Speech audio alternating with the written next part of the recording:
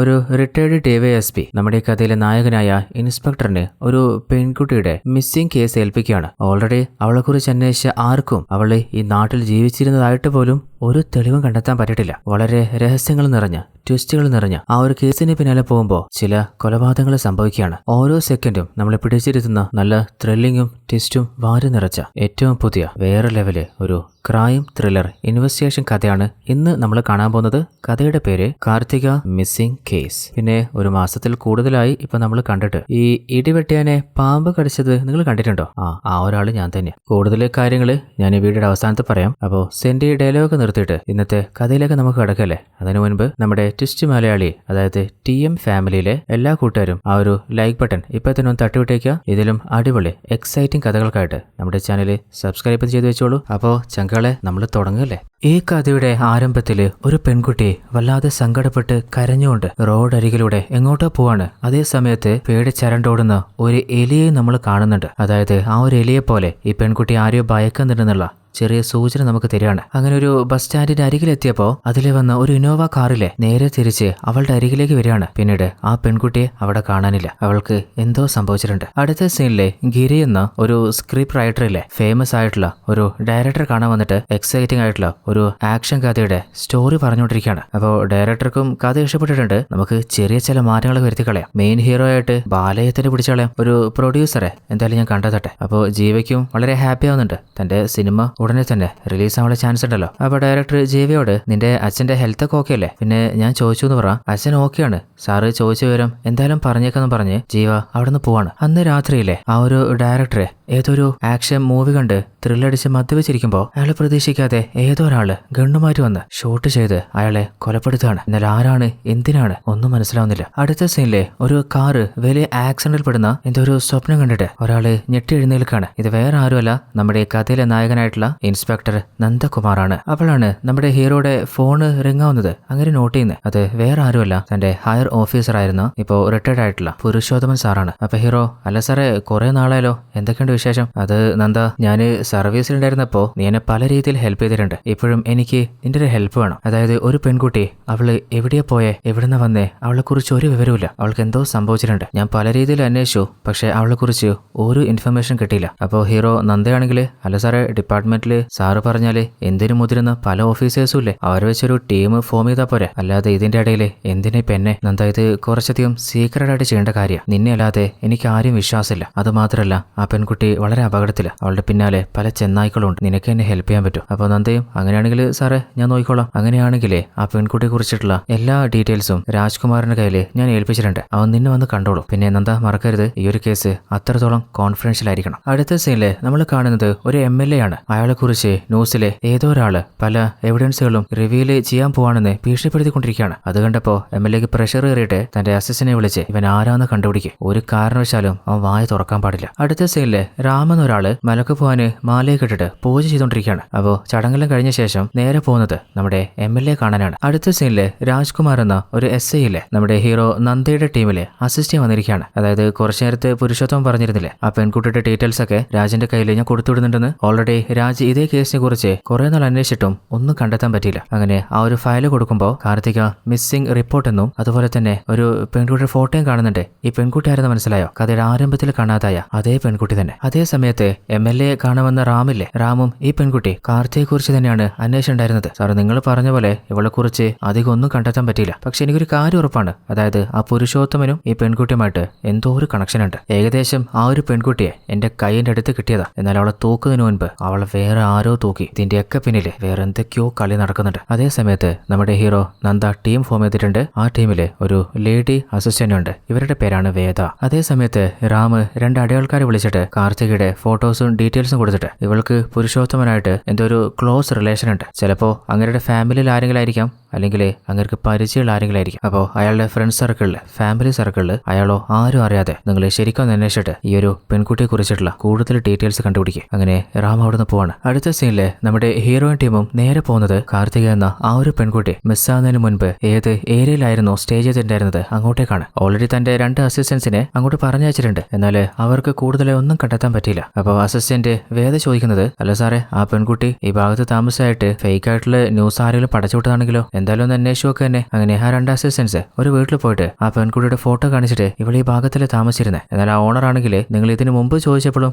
ഞാൻ പറഞ്ഞില്ല എനിക്ക് അറിയില്ലെന്ന്. അപ്പോൾ അയാളുടെ ഭാര്യ വന്നിട്ട് ഞങ്ങൾ വെറുതെ ശല്യം ചെയ്യരുത്, എന്തെങ്കിലും ആ പെൺകുട്ടിയെ കുറിച്ച് അറിയാണെങ്കിൽ ഞങ്ങൾ നിങ്ങൾ അങ്ങോട്ട് വിളിച്ച് പറഞ്ഞേക്കാം. എന്നാൽ അപ്പോഴാണ് പുറത്ത് നമ്മുടെ ഹീറോ നന്ദ ഫോണിൽ സംസാരിച്ചുകൊണ്ടിരിക്കുമ്പോൾ പെട്ടെന്ന് ബൈക്കിൽ വന്ന 2 ആളുകളില്ലേ ആ ഒരു ഫോണും തട്ടിപ്പറിച്ച് രാജിന്റെ ഭാഗത്തേക്ക് പായുന്നത്. എന്നാൽ ഫോണിലായിരുന്ന രാജ് അത് കണ്ടിട്ടില്ല. അപ്പോൾ നന്ദയും അസിസ്റ്റൻസും വിളിച്ച് പറയാണ് രാജ് അവരെ ലോക്കിയടാ. അപ്പോൾ രാജ് ഒരു ഓട്ടോയിൽ വലിഞ്ഞു കയറിയിട്ട് അവർ കള്ളന്മാരുടെ പിന്നാലെ പോകുന്നതായിരിക്കുമ്പോൾ ആ വലത്തേക്ക് തിരിഞ്ഞിട്ട് എങ്ങോട്ടേക്ക് പോവാണ്. അപ്പോൾ നന്ദയാണെങ്കിൽ കാര്യപ്പായിട്ട് ഇവരിത് എങ്ങോട്ടാ പോകുന്നത്. അപ്പോഴാണ് നമ്മൾ കാണുന്നത് രാജ് നേരെ വന്നത് അവന്റെ വീട്ടിലേക്കാണ്. നോക്കുമ്പോൾ അവന്റെ ഭാര്യ കാട്ടിൽ നിന്ന് തെറിച്ച് താഴെ വീണിരിക്കുകയാണ്. അതായത് അവന്റെ ഭാര്യയ്ക്ക് മനസ്സിനും ശരീരത്തിനും എന്തോ ഒരു അസുഖം ബാധിച്ചിരിക്കുകയാണ്. അങ്ങനെ ആ ഒരു റൂമും അവളെയും ക്ലീൻ ചെയ്തിട്ട് അവൾക്ക് മരുന്നും ഭക്ഷണം കൊടുക്കുമ്പോൾ അവള് കഴിക്കുന്നില്ല. നീ വെറുതെ വാശി പിടിക്കല്ലേ, കുറച്ചെങ്കിലും കഴിക്കേ. അങ്ങനെ തന്റെ ഭാര്യയെ വളരെ സ്നേഹത്തോടെ കെയർ ചെയ്ത് നോക്കുന്നുണ്ട്. അപ്പോഴാണ് അവിടെ വീണ് കിടന്ന തന്റെ ഭാര്യയുമായിട്ട് വളരെ ഹാപ്പി ആയിട്ട് ഒന്നിച്ചെടുത്തിരുന്ന ഒരു ഫോട്ടോ രാജെടുത്ത് നോക്കുന്നത്. അവരുടെ പഴയ നല്ല നിമിഷങ്ങൾ ഓർക്കാണ്. അപ്പോൾ തന്റെ ഭാര്യ സ്വന്തം ഭക്ഷണം കഴിക്കാനും തുടങ്ങിയിട്ടുണ്ട്. അതേ സമയത്ത് നമ്മുടെ മേലയുടെ അസിസ്റ്റന്റ്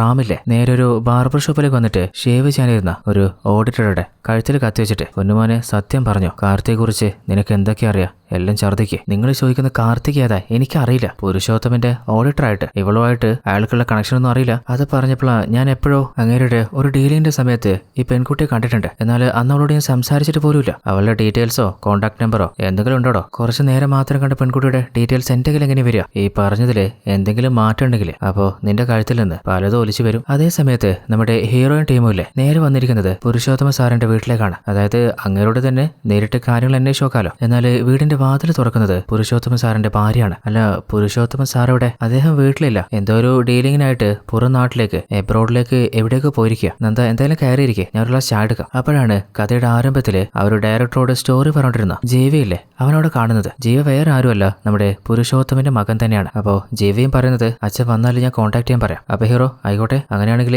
ഈ നമ്പർ വിളിക്കാൻ പറഞ്ഞാൽ മതി. അങ്ങനെ ഹീറോ തന്റെ നമ്പർ കൊടുക്കാനായിട്ട് ഫോൺ എടുത്ത് ടേബിളിൽ വെക്കുമ്പോൾ ആ ഫോണിലെ മിസ്സായിട്ടുള്ള കാർത്തികയുടെ ഫോട്ടോയുണ്ട്. ആ ഒരു ഫോട്ടോ കണ്ടപ്പോൾ ജീവയും അതുപോലെ പുരുഷോത്തമന്റെ ഭാര്യയും വല്ലാതെ ഭയന്നു പോകുന്നുണ്ട്. അവരുടെ മുഖത്തുണ്ടാകുന്ന ആ ഒരു ഭയം എന്തിനാണെന്ന് മാത്രം മനസ്സിലാവുന്നില്ല. പക്ഷേ നമ്മുടെ നന്ദ കറക്റ്റ് അത് നോട്ട് ചെയ്തിട്ടുണ്ട്. അതേസമയത്ത് മറ്റൊരു ഭാഗത്ത് നമ്മുടെ MLA അടയാളൻ റാമില്ലേ അവനും ടീമും ആ ഒരു പെൺകുട്ടിയെ കുറിച്ച് പല ഭാഗത്തും അന്വേഷിച്ച് നോക്കുന്നുണ്ട്. അതുപോലെ നമ്മുടെ ഹീറോയിൻ ടീമും അവൾക്ക് എന്താണ് സംഭവിച്ചതെന്ന് പല ഭാഗത്തും അരിച്ചു പെറുക്കിക്കൊണ്ടിരിക്കുകയാണ്. എന്നാൽ ഇവര് 2 ടീമും എവിടേക്ക് അന്വേഷിച്ചിട്ടും അവളെ കുറിച്ച് ഒരു ചെറിയ ക്ലൂ പോലും കിട്ടുന്നില്ല. അവൾ എവിടെയാ പോയെ, അവൾക്ക് എന്താ സംഭവിച്ചത്, ആരോട് ചോദിച്ചിട്ടും ഒരു ഫലവുമില്ല. നമ്മുടെ ഹീറോ നന്ദയുടെ ടീമാണെങ്കിൽ ഗവൺമെന്റ് ഡീറ്റെയിൽസിലോ ആ ഒരു പെൺകുട്ടി കാർത്തിക് യൂസ് ചെയ്ത ഫോൺ നമ്പറോ എന്തെങ്കിലും കളക്ട് ചെയ്ത് നോക്കിയിട്ട് ഒന്നും കണ്ടെത്താൻ പറ്റില്ല. എല്ലാം എറേസ് ആയിരിക്കുകയാണ്. അങ്ങനെ സ്റ്റേഷനിൽ ഇരിക്കുമ്പോഴാണ് നമ്മുടെ രാജനോട് അസിസ്റ്റന്റ് വേദ ചോദിക്കുന്നത്, അല്ല ആദ്യം ഈ കേസ് രാജ നിന്റെ കയ്യിലല്ലേ വന്നേ, അതെങ്ങനെയാ? അത് ഒരു ചെറിയ ഇഷ്യൂല് എനിക്കൊരു സസ്പെൻഷൻ കിട്ടി. അങ്ങനെ ഇരിക്കുമ്പോഴാണ് പുരുഷോത്തമ സാറിനെ വിളിപ്പിക്കുന്നത്. എന്നിട്ട് ഈ പെൺകുട്ടിയുടെ ഡീറ്റെയിൽസ് വന്നിട്ട് ഇവളെ ഒന്ന് കണ്ടുപിടിച്ച് കൊടുക്കുകയാണെങ്കിൽ എനിക്ക് തിരിച്ച് വീണ്ടും ഡിപ്പാർട്ട്മെന്റിൽ കയറാൻ പറ്റുമെന്ന് പറഞ്ഞു. അപ്പോൾ അതിന് വേണ്ടിയിട്ടാണ് ഇപ്പോഴും ഈ കേസിന്റെ പിന്നാലെ ഞാൻ അലഞ്ഞുകൊണ്ടിരിക്കുന്നത്. അങ്ങനെ അടുത്ത ദിവസം നമ്മുടെ രാജന്റെ വീട്ടിലേക്ക് ഹീറോയും ടീമും സർപ്രൈസ് ആയിട്ട് വരികയാണ്. അപ്പോൾ രാജ ചെറുതായിട്ട് ഷോക്കായിട്ട്, അല്ല സാർ എന്താ പെട്ടെന്ന് വീട്ടിലേക്ക്, ഒന്ന് വിളിച്ചിരുന്നെങ്കിൽ ഞാൻ അങ്ങോട്ട് വരുമായിരുന്നല്ലോ. അല്ല വന്നതിന് എന്തെങ്കിലും കുഴപ്പമുണ്ടോ? ഞങ്ങള് പോകുന്ന വഴിക്ക് നിന്നെയും കൂട്ടിയിട്ട് പോകുന്ന കരുതിയതാ. അപ്പോൾ രാജും സാർ ഒരു കുഴപ്പമില്ല. അപ്പോഴാണ് വയ്യാതെ കിടക്കുന്ന രാജന്റെ ഭാര്യയെ നമ്മുടെ ഹീറോ നന്ദ കാണുന്നത്. അപ്പോൾ രാജ് സാറേ അവൾ ഉറങ്ങിക്കൊണ്ടിരിക്കുക, വിളിക്കണോ? അതിന്റെ ആവശ്യമില്ല, അവൾ ഉറങ്ങിക്കോട്ടെ. അപ്പോഴാണ് കൂടെയുള്ള ഒരു അസിസ്റ്റന്റ് ഇല്ലേ നമ്മുടെ രാജന്റെ വീട്ടിലെ ഒരു റൂം ഓപ്പൺ ചെയ്യാൻ നോക്കുന്നത്. അപ്പൊ രാജ് അതിനുള്ളിൽ എന്റെ ഡോഗ് ഉണ്ട്, അവന് പരിചയമില്ലാത്ത ആൾക്കാരെ കണ്ടാല് ചിലപ്പോൾ വയലന്റ് ആവും. ഉള്ളെന്ന് ആ ഒരു ഡോഗിന്റെ ശബ്ദം കേൾക്കുന്നുണ്ട്. എന്റെ പൊന്നു രാജ് കുറച്ച് നേരത്തെ നിനക്കത് പറഞ്ഞൂടെ, ഇപ്പൊ പണിയായനെ. അപ്പൊ രാജാണെങ്കില് സാറേ ഞാൻ ചായ ഇടാം. അപ്പോൾ അവർ ഓരോരുത്തരും ആ വീട്ടിലെ നമ്മുടെ രാജും തന്റെ ഭാര്യ ആയിട്ടുള്ള അവരുടെ പഴയ നല്ല ഓർമ്മകളുള്ള ഫോട്ടോസും കാണുന്നുണ്ട്. അതേസമയത്ത് രാജ് കിച്ചണിൽ ചായ എടുത്തുകൊണ്ടിരിക്കുമ്പോൾ നമ്മുടെ വേദ ചോദിക്കുന്നുണ്ട്, അല്ല നിങ്ങളുടെ ഭാര്യയ്ക്ക് എന്താ പറ്റിയേ? അത് ഞങ്ങളുടെ കല്യാണം കഴിഞ്ഞ് കുറച്ച് നാളിനുള്ളിൽ തന്നെ ഒരു ചെറിയ ആക്സിഡന്റ് സംഭവിച്ചതാ. അതിൽ അവളുടെ ബ്രെയിനും നെർവും ഡാമേജ് ആയിപ്പോയി. അന്ന് ഡോക്ടർ പറഞ്ഞിരുന്നത് ജീവിതത്തിലേക്ക് തിരിച്ചു വരൽ തന്നെ റിസ്ക് ആണെന്നാണ്. എന്നാൽ എങ്ങനെയൊക്കെയോ പൊരുതി പോരാടി അവളെ ഈ ഒരു അവസ്ഥയിൽ എനിക്ക് തിരിച്ചു കിട്ടി. എന്നാൽ ചെറുതായിട്ട് അവള് മെന്റലി ബാധിക്കപ്പെട്ടു പോയിട്ടുണ്ട്. ഇപ്പോൾ അവളെ നോക്കാൻ ഞാൻ മാത്രമേ ഉള്ളൂ. അപ്പൊ വേദയും എന്തായാലും അവള് ഭാഗ്യവതിയാ. കാരണം നിന്നെ പോലെ കെയർ ചെയ്യുന്ന ഒരു ഭർത്താവിനോട് കിട്ടിയില്ലേ. നിന്റെ സ്ഥാനത്ത് വേറെ ആരാണെങ്കിലും ഒരിക്കലും ഇതുപോലെ ഇവളുടെ കൂടെ ഉണ്ടാവില്ലായിരുന്നു. അപ്പോൾ രാജാണെങ്കിലേ അതൊന്നുമില്ല. ഇനിയിപ്പോ ഇവളുടെ സ്ഥാനത്ത് ഞാനായിരുന്നു ഇങ്ങനെ കിടന്നു പോയിരുന്നെങ്കിൽ എന്നെക്കാളും നല്ല രീതിയിൽ ഇവൾ എന്നെ നോക്കുമായിരുന്നു, അതെനിക്ക് ഉറപ്പാ. ആ ഒരു വാക്കുകൾ കേട്ടപ്പോ നമ്മുടെ വേദക്കില്ലേ രാജനോട് എന്തോ ഒരു ബഹുമാനം ഇഷ്ടമൊക്കെ തോന്നുന്നുണ്ട്. അപ്പോഴാണ് നമ്മുടെ രാജില്ലേ തന്റെ ഭാര്യയ്ക്ക് ആ ഒരു ട്രാജഡി സംഭവിക്കുന്നതിന് മുൻപുണ്ടായിരുന്ന അവരുടെ ഹാപ്പി മൊമെന്റ്സ് ഓർത്ത് നോക്കുന്നത്. അടുത്ത സീനില് നമ്മുടെ ഹീറോയിൻ ടീമുമില്ലേ ഒരിക്കൽ കാർത്തിയെ കുറിച്ച് ഒരു ഫാമിലിയോട് അന്വേഷിച്ചിരുന്നില്ലേ. അപ്പൊ തന്നെ ചെറിയ സംശയത്തിലാണ് ആ വീട്ടിലേക്ക് വന്നിരുന്നത്. എന്നാൽ അവർ അമ്പിന് വില നടക്കുന്നില്ലല്ലോ. അപ്പോൾ ആ വീട്ടിൽ ആരുമില്ല.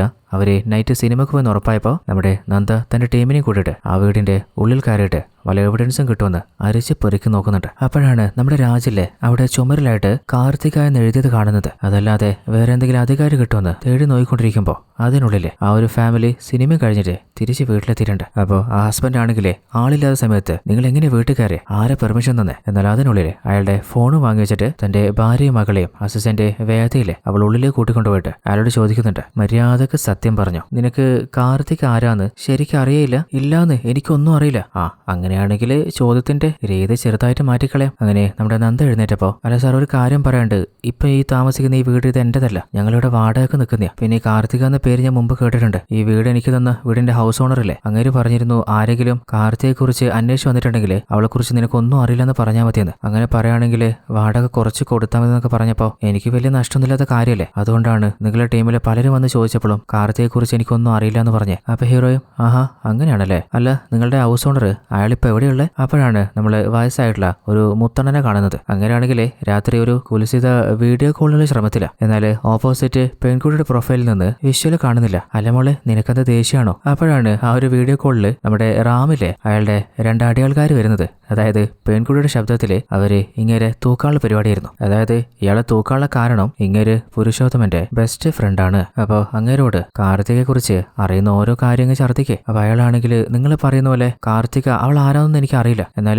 പുരുഷോത്തമനും ഞാനും പുറത്തുനിന്ന് എപ്പോഴെങ്കിലൊക്കെ നോൺ വെജ് കഴിക്കാറുണ്ട്. അങ്ങനെ ഒരിക്കൽ അയാൾ എന്നോടൊരു കാര്യം പറഞ്ഞിരുന്നു. അതായത് അയാൾക്ക് അയാളുടെ ഭാര്യ തീരെ ഇഷ്ടമില്ലാന്നും ഈയിടെയായിട്ട് വേറെ ഏതോ ഒരു ചെറിയ പെൺകുട്ടി അയാളുടെ വലയിൽ വീണിട്ടുണ്ടെന്നും അവളെ ആത്മാർത്ഥമായിട്ട് ഞാൻ പ്രണയിക്കുന്നുണ്ട്, രണ്ടുപേരും ഉടനെ തന്നെ കല്യാണം കഴിക്കാൻ പോകുന്നൊക്കെ പറഞ്ഞു. എന്നാൽ ഈ പറഞ്ഞ കാര്യമൊക്കെ സത്യമാണോ? ആ പെൺകുട്ടി അവൾ എവിടെയുള്ളേ? അവൾ ആരാണ്? അതിനെക്കുറിച്ചൊന്നും എനിക്കൊന്നും അറിയില്ല. അയാള് കൂടുതൽ എന്നോടൊന്നും പറഞ്ഞില്ല. അതേ സമയത്ത് നമ്മുടെ ഹീറോ നന്ദയും ടീമും ഇല്ലേ കാർത്തിക താമസിച്ചിരുന്ന ആ ഒരു വീടിന്റെ യഥാർത്ഥ ഹൗസ് ഓണറെ കണ്ടുപിടിച്ചിട്ടുണ്ട്. അത് അറിഞ്ഞിട്ടാന്ന് തോന്നുന്നുണ്ട് അയാൾ കയറിൽ കയറിയിട്ട് രക്ഷപ്പെടാൻ നോക്കുകയാണ്. അപ്പോഴാണ് താഴെ നമ്മുടെ ഹീറോയുടെ ഒരു അസിസ്റ്റന്റിനെ കാണുന്നത്. നോക്കുമ്പോ മേലെ മറ്റൊരാളില്ലേ ആ ഒരു കയറ് മുറിക്കാനുള്ള പരിപാടിയാ. അതുകൊണ്ട് ഓണറാണെങ്കിൽ നീ എന്താ ചെയ്യുന്നത്? മര്യാദയ്ക്ക് ആ കാർത്തിക അവൾ എവിടെയാ? നീ എന്തിനാടോ വാടക കൊടുത്തിട്ടില്ല? ആ ഫാമിലിയോട് അവളെ കുറിച്ച് ആരന്വേഷിച്ചാലും ഒന്നും അറിയില്ല എന്ന് പറയാൻ പറഞ്ഞ. അപ്പൊ അയാള് പറയുന്നത്, സാറേ അത് വേറൊന്നുമല്ല, കുറച്ച് നാൾ മുമ്പ് ആ പെൺകുട്ടി ആ വീട് ചോദിച്ചു വന്നേ. അപ്പൊ ഞാൻ ആവശ്യപ്പെട്ട അഡ്വാൻസും തന്നു. അങ്ങനെ ഒരു 2-3 മാസമൊക്കെ അവള് കറക്റ്റ് വാടകയും തന്നു. എന്നാൽ പെട്ടെന്ന് ഒരു ദിവസമാണ് അവളെ കാണാതായത്.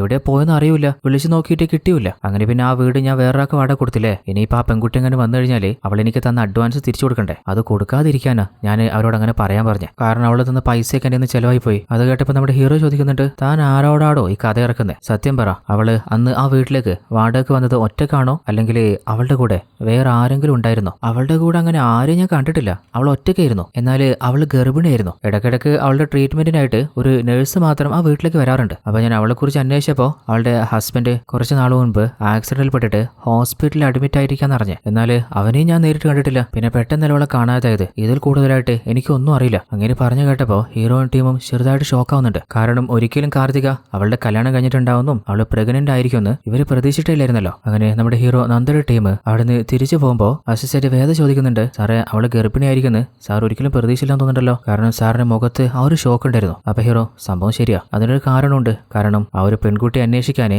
ഈ ഒരു അസൈൻമെന്റ് നമ്മൾ ഏൽപ്പിച്ചത് പുരുഷോത്തമൻ സാറല്ലേ. അങ്ങേര് എന്നോട് പറഞ്ഞത് അയാളുടെ 2ാമത്തെ ആരും അറിയാത്ത ഭാര്യയുടെ മകളാണ് കാർത്തിക എന്നാണ്. അങ്ങേർക്ക് പോലും തന്റെ മകളുടെ കല്യാണം നടന്ന കാര്യം അറിയില്ല. അവൾ എവിടെയാ പോയേ, അവൾക്ക് എന്താ സംഭവിച്ചേ ഒന്നും കണ്ടുപിടിക്കാൻ പറ്റാതായതുകൊണ്ടും അതുപോലെ തന്റെ 2ാമത്തെ ഭാര്യയെക്കുറിച്ചും കുടുംബത്തെക്കുറിച്ചും നിലയിലെ ഫാമിലിയോ സൊസൈറ്റിയോ അറിയാതിരിക്കാനും കൂടിയാണ് രഹസ്യമായിട്ട് ഈ ഒരു അസൈൻമെന്റ് നമ്മളെ അങ്ങ് ഏൽപ്പിച്ചേ. എനിക്ക് തോന്നുന്നത് അങ്ങേരുടെ മകള് വേറെ ആരുടെ കൂടെ ഒളിച്ചോടിയിട്ട് അവര് ഗർഭം ധരിച്ചായിരിക്കാം. അവൾ ഈ നാട്ടിലുള്ളതായിട്ട് ഒരു രേഖയില്ലല്ലോ. പിന്നെ എങ്ങനെയാ ഹസ്ബൻഡിനെ കണ്ടുപിടിക്കുക? എന്നാൽ അവളെക്കുറിച്ച് എന്തെങ്കിലും അറിയാനൊരു വഴിയുണ്ട്. അതായത് അവൾ സ്റ്റേ ചെയ്ത ആ വീടിന്റെ അരികിലുള്ള ഏതെങ്കിലും ഹോസ്പിറ്റലായിരിക്കും ഉറപ്പായിട്ടും അവൾ ട്രീറ്റ്മെന്റിന് ചെക്കിങ്ങിന് പോയിട്ടുണ്ടാവുക. അപ്പോൾ ഹോസ്പിറ്റലിൽ നിന്ന് നമുക്ക് കൂടുതൽ വിവരങ്ങൾ കിട്ടാനുള്ള ചാൻസ് ഉണ്ട്. അപ്പോഴാണ് നമ്മുടെ രാജിലെ അവന്റെ ഫോണിൽ വിഷ്വൽ നോക്കുന്നത്. അതായത് തന്റെ വീട്ടില് ഭാര്യ അവള് സേഫ് ആണോ, ഇതിന് മുൻപൊരിക്കൽ കട്ടിൽ നിന്ന് വീണില്ലേ, അതുപോലെ എന്തെങ്കിലും പറ്റിയിട്ടുണ്ടോ എന്ന് CCTVയിലൂടെ ചെക്ക് ചെയ്തുകൊണ്ടിരിക്കുകയാണ്. അപ്പോഴാണ് തന്റെ ഭാര്യ വീണത് കാണുന്നത്. അപ്പൊ ഹീറോയോട്, സാറേ എനിക്കിപ്പോ തന്നെ വീട്ടിൽ പോകണം, ഇപ്പൊ എന്തായാലും രാജ വീട്ടിൽ പോകാൻ പറ്റില്ല, ഇപ്പോഴാണ് നമുക്കൊരു ക്ലൂ കിട്ടിയിട്ടുള്ളത്. അപ്പോൾ അതിനെക്കുറിച്ച് അന്വേഷിച്ച ശേഷം നിനക്ക് വീട്ടിൽ പോകാം. എന്നാൽ രാജാണെങ്കിൽ സാറേ പറ്റില്ല. എന്നാൽ ഹീറോ വണ്ടി നിർത്താതായപ്പോൾ വണ്ടിയുടെ സ്റ്റിയറിംഗ് പിടിച്ചിട്ട് തിരിച്ച് വണ്ടി സ്റ്റോപ്പ് ചെയ്യാണ്. എന്തോ ഭാഗ്യത്തിന് അപകടം സംഭവിച്ചില്ല. അല്ലെങ്കിൽ രാജെന്തിനാ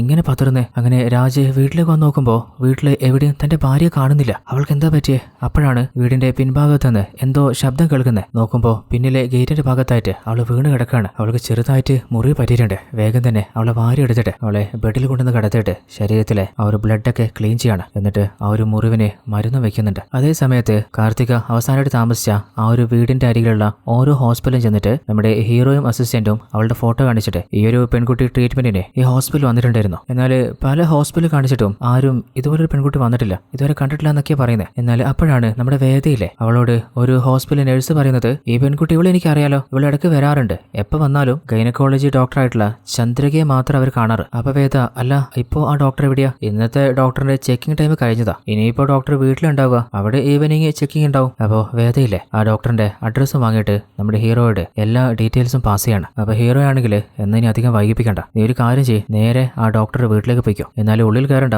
പുറത്ത് കാത്തുനിന്നാ മതി. ആ ഒരു രാജിനെ അവനെയും കൂട്ടിക്കോ, ഞാൻ വന്നിട്ട് ഒന്നിച്ചുള്ളു പോവാം. അങ്ങനെ വേദയില്ലേ അവള് രാജിനോട് വിളിച്ചിട്ട് കാര്യങ്ങളൊക്കെ ഇൻഫോം ചെയ്തിട്ട് ചന്ദ്രിക ഡോക്ടറിന്റെ ക്ലിനിക്കിന്റെ ലൊക്കേഷൻ അയച്ചു കൊടുക്കുകയാണ്. അവസാനമായിട്ട് ആ ഡോക്ടറെയാണ് കാർത്തിക അവള് കണ്ടിട്ടുള്ളത്. എന്നാൽ അത് കേട്ടപ്പോൾ രാജ്, ഇല്ല എനിക്കിപ്പോ എന്തായാലും വരാൻ പറ്റില്ല, എന്റെ ഭാര്യ അവൾക്ക് നല്ല രീതിയിൽ തന്നെ മുറിവ് പറ്റിയിട്ടുണ്ട്, അവള് താഴെ വീണു പോയതാ, അതുകൊണ്ട് എനിക്ക് അവളിപ്പോ നോക്കിയേ മതിയാവും. എന്നാൽ വേദയാണെങ്കിലേ അല്ല ഈ കേസിന് എന്തെങ്കിലും ലീഡ് കിട്ടണമെങ്കിലേ ഇപ്പോ നമ്മൾ പോയേ മതിയാവും, നന്ദൻ സാറ് പറഞ്ഞതാ. എന്നാൽ രാജ്, ഇനി ആര് പറഞ്ഞാലും എനിക്ക് എന്റെ വൈഫിനെ ഇപ്പൊ ടേക്ക് കെയർ ചെയ്തേ മതിയാവും, എനിക്കിപ്പോ അവളുടെ കാര്യം നോക്കലാണ് കൂടുതൽ ഇമ്പോർട്ടന്റ്. അങ്ങനെ രാജില്ലേ ഹോസ്പിറ്റലിൽ പോയിട്ട് മരുന്നൊക്കെ വാങ്ങിയിട്ട് തന്റെ ഭാര്യയ്ക്ക് കൊടുത്തു കഴിഞ്ഞ ശേഷമാണ് തന്റെ ഫോണിലെ ആ ലൊക്കേഷൻ കാണുന്നത്. അപ്പൊ നോക്കുമ്പോൾ ആ വീടിന്റെ അരികിൽ തന്നെയാണ് ലൊക്കേഷൻ ഉള്ളത്. അപ്പൊ എന്തായാലും പോയി കളയാം. അങ്ങനെ വേഗം തന്നെ ആ ഒരു വീട്ടിലേക്ക് പോകുമ്പോൾ ഓൾറെഡി അവിടെ വേദ വെയിറ്റ് ചെയ്യുന്നുണ്ട്. അങ്ങനെ ഹീറോയും അവര് 3 പേരും ആ വീട്ടിലേക്ക് കയറുമ്പോൾ ആ വീട്ടില് ഡോക്ടറെയോ ആരും കാണുന്നില്ല. അല്ല ഈ വീട്ടിൽ തന്നെയാണ് ഡോക്ടർ ക്ലിനിക്ക് വെച്ചിട്ടുള്ളത്, ഇവിടെ ചെക്ക് ചെയ്യുന്നുണ്ടെന്ന് പറഞ്ഞിട്ട് ഇവിടെ ഒരു പൂച്ചക്കുഞ്ഞിനെ പോലും കാണുന്നില്ലല്ലോ. എന്നാൽ പേര് വിളിച്ചു നോക്കിയിട്ടും ആരും റെസ്പോണ്ട് ചെയ്യുന്നില്ല. അങ്ങനെ പതിയെ വീടിന്റെ ഉള്ളില് ചെക്ക് ചെയ്യുമ്പോഴാണ് ഒരു ബെഡ്റൂമില്ലേ ഓപ്പൺ ചെയ്ത് കാണുന്നത്. ഇതെന്ത് ഓപ്പൺ ചെയ്തിട്ടില്ലേ? പതിയെ ആ റൂം തുറന്നപ്പോഴാണ് ആ ഒരു ചന്ദ്രിക ഡോക്ടറില്ലേ അവര് തൂങ്ങി ആടിക്കൊണ്ടിരിക്കുകയാണ്. അതായത് ഇവർക്ക് ഈ കേസിലെ എന്തെങ്കിലും ലീഡ് ഈ ഒരു ഡോക്ടറിൽ നിന്ന് മാത്രമേ കിട്ടുള്ളായിരുന്നു. ഇപ്പോ അവരും ഇല്ലാതായില്ലേ, എല്ലാവരും ഷോക്കായി തരിച്ചു നിൽക്കുകയാണ്. അപ്പോൾ ഹീറോ പറയുന്നുണ്ട്, ഈ ക്രൈം നടന്നിട്ട് അധികം സമയമായിട്ടില്ല, അതുകൊണ്ട് തന്നെ മാക്സിമം എവിഡൻസ് കളക്ട് ചെയ്യും, സൂക്ഷിച്ചു വേണം, നിങ്ങളുടെ ഫിംഗർ പ്രിന്റോ മറ്റു തെളിവുകളോ ഇവിടെ അവശേഷിപ്പിക്കരുത്. അപ്പോഴാണ് നമ്മുടെ രാജനില്ലേ ആ വീട്ടിൽ നിന്ന് എന്തോ ഒരു വസ്തു കിട്ടുന്നത്. അപ്പോൾ അത് നമ്മുടെ വേദയുടെ കയ്യിൽ കൊടുത്തിട്ട് ഇതെന്താ നോക്ക്. അത് ചെക്ക് ചെയ്തപ്പോൾ അവർ രണ്ടുപേരും വല്ലാതെ ഷോക്കായി പോവാണ്. അതെന്താന്ന് വെച്ചാല് ആരുടെയോ കയ്യിൽ കിട്ടുന്ന ഒരുതരം ലോക്കറ്റാണ്. അങ്ങനെ അവരവിടുന്ന് തിരിച്ചു പോകാൻ നോക്കുമ്പോഴാണ് നമ്മുടെ ഹീറോ തന്റെ അസിസ്റ്റൻസിനോട് പറയുന്നത്, ഈ വീട്ടിൽ നമ്മൾ വന്നതിന്റെ ഒരു തെളിവ് ഉണ്ടാകാൻ പാടില്ല, എല്ലാം ക്ലിയർ ചെയ്തേക്ക്, കൂട്ടത്തില് CCTV വിഷ്വൽസും ഡിലീറ്റ് ചെയ്തേക്ക്. എന്നാൽ ഹീറോയുടെ ഒരു പെരുമാറ്റം കാണുമ്പോൾ നമ്മുടെ രാജനും വേദയ്ക്കും ചില സംശയം തോന്നുന്നുണ്ട്. അല്ല കാർത്തിക ശരിക്ക് ഇങ്ങനെ കണ്ടുപിടിക്കാൻ നോക്കുകയാണോ അല്ലെങ്കിൽ വേറെ എന്തെങ്കിലും ഉദ്ദേശമുണ്ടോ? അങ്ങനെ സംശയം തോന്നാനുള്ള കാരണം ഹീറോ ഒരിക്കൽ പറഞ്ഞിരുന്നു, ഈ ഒരു കേസ് എനിക്ക് വളരെ പേഴ്സണൽ ആണെന്ന്. അത് മാത്രമല്ല ചന്ദ്രിക ഡോക്ടറെ അടുത്താണ് കാർത്തിക് പോയിരുന്നതെന്ന് ആ വീട്ടിലേക്ക് പോകുന്നതിന് മുൻപ് ഹീറോയെ വിളിച്ച് പറഞ്ഞപ്പോൾ ഹീറോ എന്താ പറഞ്ഞേ, ഞാൻ വന്നിട്ട് ആ വീട്ടിൽ കയറിയാൻ മതിയെന്നല്ലേ. ഇനിയിപ്പോ ഇവര് വരുന്നതിന് മുൻപ് ചന്ദ്രയ്ക്ക് കൊലപ്പെടുത്തിയത് ഇയാള് തന്നെയാണെങ്കിലോ? കുറച്ചു നേരത്തെ രാജ് കയ്യിൽ കിട്ടുന്ന ഒരു ലോക്കറ്റ് കൊടുത്തിരുന്നില്ലേ, അതേ ലോക്കറ്റ് നമ്മുടെ ഹീറോയുടെ കയ്യിലുണ്ട്. അതുപോലെ ആ വീട്ടിൽ നമ്മൾ വന്നതിന്റെ എല്ലാ എവിഡൻസും ക്ലിയർ ചെയ്യാനും പറഞ്ഞില്ലേ വേദയ്ക്ക്. ഇനിയിപ്പോ കൊലയാളി ഹീറോയാണോ എന്ന് നല്ല സംശയം തോന്നാണ്. അടുത്ത സീനില് നമ്മുടെ ഹീറോ മയക്കൊണ്ടിരിക്കുമ്പോ കഥയുടെ ആരംഭത്തിൽ കണ്ട പോലെ തന്നെ ഒരു കാർ ആക്സിഡന്റ് സ്വപ്നം കാണാണ്. നോക്കുമ്പോ ആ കാറിലുള്ളത് നമ്മുടെ ഹീറോയാണ്. അത് മാത്രമല്ല കൂടെ വേറെ ആരോ ഉണ്ട്. എന്നാൽ അത് ആരാണെന്ന് നമ്മളെ വ്യക്തമായിട്ട് കാണിക്കുന്നില്ല. അടുത്ത സീനിൽ നമ്മൾ കാണുന്നത് കഥയുടെ ആരംഭത്തിൽ കണ്ട കാർത്തികയില്ലേ, അവള് കരഞ്ഞ് അലറി വിളിച്ചുകൊണ്ട് ഒരു ഹോസ്പിറ്റലിലേക്ക് വരികയാണ്. അവള് ചോദിക്കുന്നുണ്ട്, ആ ഡോക്ടർ ചന്ദ്രിക മാഡം അവരെവിടെ, എനിക്ക് ഇപ്പൊ തന്നെ കാണണം. അപ്പോൾ നഴ്സാണെങ്കിൽ ഡോക്ടർ ഒരു പ്രധാനപ്പെട്ട രോഗിയെ ഉള്ളിൽ നോക്കിക്കൊണ്ടിരിക്കുക, ആരെയും ഉള്ളിലേക്ക് കടത്തി വിടരുതെന്ന് പറഞ്ഞിട്ടുണ്ട്, കുറച്ചു നേരം ഒന്ന് വെയിറ്റ് ചെയ്യും. എന്നാൽ കാർത്തികാണെങ്കിൽ പറ്റില്ല, എനിക്ക് ഇപ്പൊ തന്നെ കണ്ടേ മതിയെന്ന് പറഞ്ഞ് ആ ഒരു വാതിലും തള്ളി തുറന്ന് ഡോക്ടർ റൂമിൽ കയറിയിട്ട്, ഡോക്ടറെ എന്റെ ഹസ്ബൻഡിന് ഒരു അപകടം പറ്റിയിരിക്കുക, അവരെ രക്ഷിക്കാനേ ഞാനല്ലാതെ വേറെ ആരുമില്ല, എന്നെ ഒന്ന് നിങ്ങൾ സഹായിക്കില്ലേ? അപ്പോഴാണ് നമ്മുടെ ചന്ദ്രിക ഡോക്ടറിന്റെ റൂമിലായിട്ട് ഒരു ഹസ്ബൻഡ് വൈഫ് ഇരിക്കുന്നത് കാണുന്നത്. ഇങ്ങനെ മനസ്സിലായില്ലേ, കഥയുടെ ആരംഭത്തിൽ നമ്മൾ കണ്ട അതേ ഡയറക്ടർ തന്നെയാണ്. അവരെന്തോ പേഴ്സണൽ കാര്യം പറയാൻ വന്നതാ. അപ്പൊ ചന്ദ്രിക മേഡാണെങ്കിലേ നമ്മുടെ കാർത്തിക് റൂമിന്റെ പുറത്തേക്ക് കൂട്ടിക്കൊണ്ടുവന്നിട്ട് എന്ത് കാര്യമാണെങ്കിലും പുറത്തും സംസാരിച്ചാൽ പോരെ. കാർത്തിക നിന്നെ ഹോസ്പിറ്റലിൽ നിന്ന് വിളിച്ചിരുന്നില്ലേ? ശരിയാണ്, നിന്റെ ഹസ്ബൻഡിന് വലിയൊരു അപകടം തന്നെ പറ്റിയിട്ടുണ്ട്, ആ ഒരു ആക്സിഡന്റിൽ നിന്ന് രക്ഷപ്പെടാന് നല്ലൊരു ട്രീറ്റ്മെന്റ് കൊടുക്കണം. എന്നാൽ ഈ ഒരു ഹോസ്പിറ്റലിലെ ആ ഒരു ട്രീറ്റ്മെന്റ് ചെയ്യണമെങ്കിൽ കുറച്ചൊന്നും പൈസ പോരാ. എന്നാൽ നിനക്കത് അഫോർഡ് ചെയ്യാൻ പറ്റില്ല. ഇനി അങ്ങനെ പറ്റുന്ന എന്തെങ്കിലും ഉറപ്പുണ്ടെങ്കിൽ നിന്റെ ഹസ്ബൻഡിനെ രക്ഷിക്കാനേ ഞങ്ങൾ മാക്സിമം ശ്രമിക്കാം. ഇനിയിപ്പോ പൈസ അറേഞ്ച് ചെയ്യാൻ പറ്റില്ല എന്നാണെങ്കിൽ നിങ്ങളുടെ ഹസ്ബൻഡിനെ വേറെ ഏതെങ്കിലും ഹോസ്പിറ്റലിലേക്ക് വേഗം തന്നെ മാറ്റിക്കോ. അതിനുവേണ്ട ആംബുലൻസും സർവീസും നമ്മൾ തന്നെ അറേഞ്ച് ചെയ്ത് തരാം. ഇവിടെ അടുത്ത് തന്നെ ഒരു ഗവൺമെന്റ് ഹോസ്പിറ്റലില്ലേ, അപ്പൊ അങ്ങോട്ടേക്ക് പോയിക്കോ. എന്നാൽ കാർത്തിക്കാണെങ്കിൽ മേഡം എന്റെ ഹസ്ബൻഡിന്റെ ജീവൻ അത്ര അപകടത്തിലല്ലേ, ഇനിയും സമയം കളയാനോ റിസ്ക് എടുക്കാനോ വയ്യ, നിങ്ങൾക്ക് വേണ്ടി ഞാൻ എന്ത് വേണമെങ്കിലും ചെയ്യാം. എന്നാൽ ചന്ദ്രയ്ക്കാണെങ്കിലേ പൈസ ഇല്ലാതെ എനിക്കൊന്നും ചെയ്യാൻ പറ്റില്ല. അതും പറഞ്ഞ് റൂമിലേക്ക് പോകുമ്പോൾ ആ ഒരു നഴ്സ് കാർത്തിക സമാധാനിപ്പിക്കാൻ നോക്കാണ്. നീ ഉടനെ തന്നെ നിന്റെ വീട്ടിൽ വിളിച്ചറിയിക്കേ. എനിക്ക് ആരും വിളിച്ചറിയിക്കാൻ പറ്റില്ല. കാരണം ഞാനും അവനും പ്രണയിച്ച് വീട്ടിൽ നിന്ന് ഇറങ്ങി വന്നതാ. അവർക്ക് നമ്മളോട് നല്ല ദേഷ്യ. ഒരിക്കലും അവർ നമ്മളെ ഹെൽപ്പ് ചെയ്യില്ല. അതേ സമയത്ത് നമ്മുടെ ഡോക്ടറെ കാണാൻ വന്ന ഡയറക്ടർ വൈഫും ഇല്ലേ, കാർത്തികയുടെ ഹസ്ബൻഡിന്റെ സിറ്റുവേഷൻ കേട്ടിട്ടുണ്ട്. അപ്പോൾ അവര് ചന്ദ്രിക ഡോക്ടറോട് ഞങ്ങളുടെ അവസ്ഥ ഡോക്ടറിന് അറിയാലോ, ആ ഒരു പെൺകുട്ടിക്ക് ഞങ്ങളെ ഹെൽപ്പ് ചെയ്യാൻ പറ്റില്ലേ, ഡോക്ടറൊന്ന് സംസാരിച്ചു നോക്കോ. അങ്ങനെയാണെങ്കിൽ അവളുടെ ഹസ്ബൻഡിനെ രക്ഷിക്കാനുള്ള എല്ലാ പൈസയും ഞാൻ തന്നെ സ്പെൻഡ് ചെയ്തോളാം. അപ്പോൾ ഡോക്ടറാണെങ്കിൽ ശരി, ഞാനൊന്ന് സംസാരിച്ചു നോക്കാം. അങ്ങനെ കാർത്തിക് പേഴ്സണായിട്ട് വിളിച്ചിട്ട് അവളോട് പറയുന്നുണ്ട്, കുറച്ചു നേരത്തെ നീ റൂമിലേക്ക് വന്നപ്പോൾ ഒരു ഹസ്ബൻഡിനെയും വൈഫിനെയും അവിടെ കണ്ടില്ലേ. അപ്പോൾ നിന്റെ ഈ സിറ്റുവേഷനൊക്കെ അവർ കേട്ടിരുന്നു. അവർ പറയുന്നത് നിന്റെ ഹസ്ബൻഡിനെ രക്ഷിക്കാന് അവർ സഹായിക്കാന്നാ. അതിന് വേണ്ട പൈസ അവർ സ്പെൻഡ് ചെയ്യും, എന്നാൽ അവർക്ക് നിന്നിൽ നിന്നൊരു ചെറിയ ഹെൽപ്പ് വേണം. അപ്പോൾ കാർത്തിക് ആണെങ്കിലേ, മേഡം അവരിന് എന്ത് ചോദിച്ചാലും ഞാൻ ചെയ്തു കൊടുത്തോളാം, എന്തെങ്കിലും ചെയ്ത് എന്റെ ഹസ്ബൻഡിനെ രക്ഷിക്കാൻ പറ. എന്നാലും ഡോക്ടർ ആണെങ്കിലേ, ഞാൻ പറയുന്നത് നീ കേക്ക്. ആ ഒരു ഡയറക്ടറിന്റെയും വൈഫിന്റെയും കല്യാണം കഴിഞ്ഞിട്ട് കുറെ വർഷമായി. എന്നാൽ ഇതുവരെ അവർക്കായിട്ടൊരു കുഞ്ഞില്ല. പല രീതിയിലും ട്രീറ്റ്മെന്റ് ചെയ്തിട്ടും അവർക്ക് ആ ഭാഗ്യം കിട്ടിയില്ല. അപ്പോഴാണ് അവസാനം ഞാനൊരു ഓപ്ഷൻ പറയുന്നത്, അതായത് വാടക ഗർഭപാത്രത്തിലൂടെ ഒരു കുഞ്ഞിന് ജന്മം നൽകാൻ. അങ്ങനെ അവർ ആ ഒരു താല്പര്യത്തോടെയാ ഇപ്പൊ ഹോസ്പിറ്റലിലേക്ക് വന്നത്. അപ്പോൾ അവർക്കൊരു ഡോണറിന് ആവശ്യമുണ്ട്. അപ്പോഴാണ് നിന്റെ സിറ്റുവേഷൻ അവർ അറിയുന്നത്. അപ്പോൾ അവരെന്നോട് ചോദിച്ചത് അവരുടെ കുഞ്ഞിന്റെ വാടക അമ്മയായിട്ട് നിനക്ക് അവരെ ഹെൽപ്പ് ചെയ്യാൻ പറ്റുമെന്നാണ്. അത് കേട്ടപ്പോൾ കാർത്തിക അവള് വല്ലാതെ ഷോക്കായി പോകുന്നുണ്ട്. മേഡം നിങ്ങളിത് എന്തൊക്കെയാ പറയുന്നത്? ഞാൻ വേറെ ഏതെങ്കിലും രീതിയിലുള്ള ഹെൽപ്പാന്ന് കരുതി. എന്റെയും ഹസ്ബൻഡിനെയും കല്യാണം കഴിഞ്ഞിട്ട് അധികം നാളായിട്ടില്ല, കുറച്ച് മാസങ്ങളെ ആയിട്ടുള്ളൂ. ഞങ്ങൾക്ക് ഇതുവരെ ഒരു കുഞ്ഞില്ല. അപ്പോൾ അതിനിടയിൽ എങ്ങനെയാ എനിക്ക് ഒരു വാടക അമ്മയാൻ പറ്റുക? ഞാൻ വേണമെങ്കിൽ ആ ഡയറക്ടറോടും ഭാര്യയോടും സംസാരിച്ചു നോക്കട്ടെ. എന്നാലും ഡോക്ടർ, അല്ല നിനക്ക് കാര്യം മനസ്സിലാവുന്നില്ലേ? ഇതുപോലൊരു ഓപ്പർച്യൂണിറ്റി വേറെ ഏത് പെൺകുട്ടിക്ക് കിട്ടുക? അവര് എത്ര വേണമെങ്കിലും സ്പെൻഡ് ചെയ്യാന്ന് പറയുന്നില്ലേ? നിന്റെ ഹസ്ബൻഡിനെ രക്ഷിക്കാന് വേറെ വഴി എന്തെങ്കിലും നീ കാണുന്നുണ്ടെങ്കിൽ ആ വഴി നോക്കിക്കോ. ഏത് ഹോസ്പിറ്റലിലേക്കാണ് എപ്പോഴാ മാറ്റണമെന്ന് പറഞ്ഞാൽ മതി. ഇതിൽ കൂടുതലായിട്ട് എനിക്ക് നിന്നെ സഹായിക്കാൻ പറ്റില്ല. അതും പറഞ്ഞിട്ട് ഡോക്ടർ അവിടെ നിന്ന് പോവാണ്. അപ്പോൾ ആ ഒരു നഴ്സില്ലേ നമ്മുടെ കാർത്തിക് കൺവിൻസ് ചെയ്യാണ്, നിനക്കൊരു ജീവിതം വേണമെങ്കിൽ നിന്റെ ഹസ്ബൻഡ് കൂടെ വേണ്ടേ, ഇതല്ലാതെ വേറെ എന്താ വഴി നിനക്ക്? ഒരു 8-9 മാസത്തെ കാര്യമല്ലേ, എന്തായാലും ഹസ്ബൻഡ് മനസ്സിലാക്കും. അവസാനം വേറെ വഴിയില്ലാതെ കാർത്തികയും സമ്മതിക്കുകയാണ്. അങ്ങനെ ആ ഒരു കുഞ്ഞിനെ എന്റെ വയറ്റിൽ സ്വീകരിക്കാൻ എല്ലാ ട്രീറ്റ്മെന്റും ആ ഒരു ഡോക്ടർ കാർത്തികയ്ക്ക് ചെയ്തു കൊടുക്കുകയാണ്. അങ്ങനെ കാര്യങ്ങളൊക്കെ സ്മൂത്ത് ആയിട്ട് പോയിക്കൊണ്ടിരിക്കുന്ന കാര്യം ആ ഒരു ഡയറക്ടറെ വിളിച്ചിട്ട് ഡോക്ടർ പറയുമ്പോൾ, ഡോക്ടറെ എനിക്ക് ചെറിയ കുറച്ച് ഹെൽപ്പ് കൂടി നിങ്ങൾ ചെയ്തു തരണം. ആ ഒരു